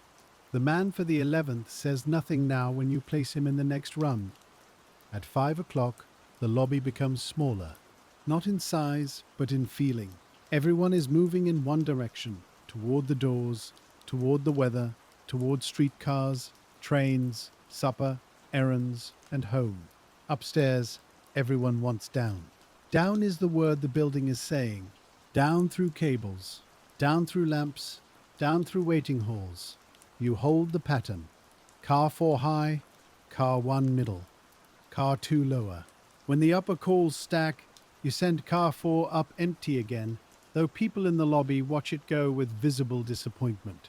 You let them be disappointed. A full car brought down from the top will serve more people than a half-filled car sent upward for one impatient man. That is the judgment of the desk. At 5:08, the sleet thickens, and the front entrance becomes a place of hesitation. People leave the elevators quickly, then slow near the doors to raise collars, open umbrellas, and choose their moment. That pause backs into the lobby. You ask the doorman to keep the doorway clear, and he begins guiding people gently to either side before they step out. It is not elevator work exactly. but it keeps the elevator work from being trapped by the street. Every part touches another part. At 5:12, car 1 is delayed at the 8th floor.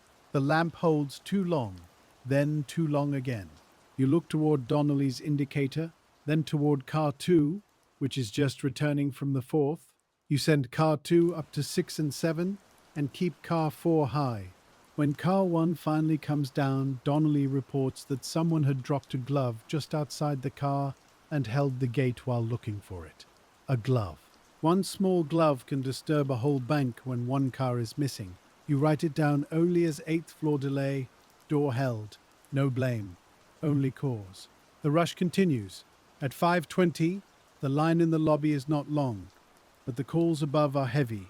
That is the harder kind, because the trouble is out of sight. People downstairs think the cars should be there. People upstairs think the cars have forgotten them. You are the only one watching both halves. You send car 4 up empty again all the way to 12. You tell Pasquale, bring them down steady, not crowded past comfort. He gives you a quick look, understanding the balance. A packed car can carry more bodies. A steady car carries the evening without turning sharp. At 5:30, the pressure begins to loosen. Not end. Loosen. The lamps move more freely, and the pauses above the 9th grow shorter. The lobby line breaks into small groups again. A secretary from the 10th floor thanks you as she passes, perhaps because she waited, perhaps because she did not wait as long as she feared. A clerk from the 4th hurries out without seeing you at all. Both responses are ordinary. You are not there to be noticed. You are there so the building can pass through itself. By 5:40, the worst is over. The brass doors open now to smaller loads, tired operators, and colder air. Pasquale's cuffs are damp again. Donnelly's glove has a dark mark where it has rubbed the gate all day. Mr. Shea from car 2 clears the lower floors one last time, then asks whether he should keep running short. You tell him yes for another few minutes. The day has taught you not to relax too soon. At 5:50, Mr. Albright comes down from the mezzanine. He does not ask whether there were complaints. There were always complaints. Instead, he asks whether anything stopped. You say no. No overloads, no unsafe landings. No passenger service on car 3 after withdrawal. He looks at the closed doors, then at the thinning lobby. That will do, he says. It is not praise in a grand way. It is enough. At 6 o'clock, the building exhales. The offices are not empty, but they no longer move as one body. A few executives remain upstairs behind lit windows. Cleaners arrive with pails, rags, and quiet shoes. A messenger comes too late for a firm that has already closed, and you send him to the night letter slot by the clerk's office. The doorman shakes sleet from his cap just inside the entrance. The marble floor is streaked with the day, salt, grit, water, and the faint grey trails of many shoes. Now the starter's work becomes paper. You sit again at the small desk and draw the log toward you. The sheet is crowded with the day's memory. Late operator, rain rush heavy, car 3 slow. Engineer advised, car 3 withdrawn. Lunch pattern with 3 cars. Office cabinets to 8th, sleet at 3:31. 5 o'clock down rush extended, but controlled. You add the final notes slowly. Car 4 upper express, from 4:45 to 5:32. Car 1 middle service, 1/8 floor delay from held door. Car 2 lower service and overflow. No incident, no passenger injury, no return of car 3. The words are smaller than the day, but they are true. Mr. Hanley comes through the stair door at 6:15, carrying his tool bag low in one hand. His shirt sleeves are rolled down now, but the cuffs are still smudged. He tells you the part has been ordered, though he cannot promise it before morning. The controller has been cleaned, the brake has been left safe. Car 3 will remain locked out overnight. You write each point. Then you ask, quietly, whether tomorrow's first rush will have 3 cars. He looks toward the brass doors, and then back to you. Likely, he says. Only one word. It is enough to shape the morning before it has begun. At 6:30, the operators finish their last regular trips. Donnelly removes his cap and smooths his hair with one hand. Pasquale checks his car floor for lost gloves, papers, or coins. Mr. Shea signs the small operator sheet at the corner of your desk. Flynn returns from helping the engineer, tired but steadier than he looked at noon. You note his relief work completed. Then you close the log. The pencil is shorter now. The roll in the drawer is gone. The coffee cup is empty, with a brown ring at the bottom. Outside, the sleet has softened again into cold rain. The front glass reflects the lobby lamps, the brass doors, and your small desk with its green glass paperweight. Car 3 stands behind its barrier, silent until morning. The building is not repaired yet, but it has been carried through the day. That is the quiet truth of this work. Not every problem is solved before closing. Some are only held safely, named clearly, and passed forward with care. You put the message slips in order. You square the schedule beneath the paperweight. You place the pencil beside the clock where your hand will find it before 8. The lobby grows dimmer. The cleaners move softly in the halls. The elevator doors rest in a line of brass and shadow. The desk waits in the half-light. And tomorrow, before the first wet coats come in from Washington Street, you will sit here again, listening for the building to begin.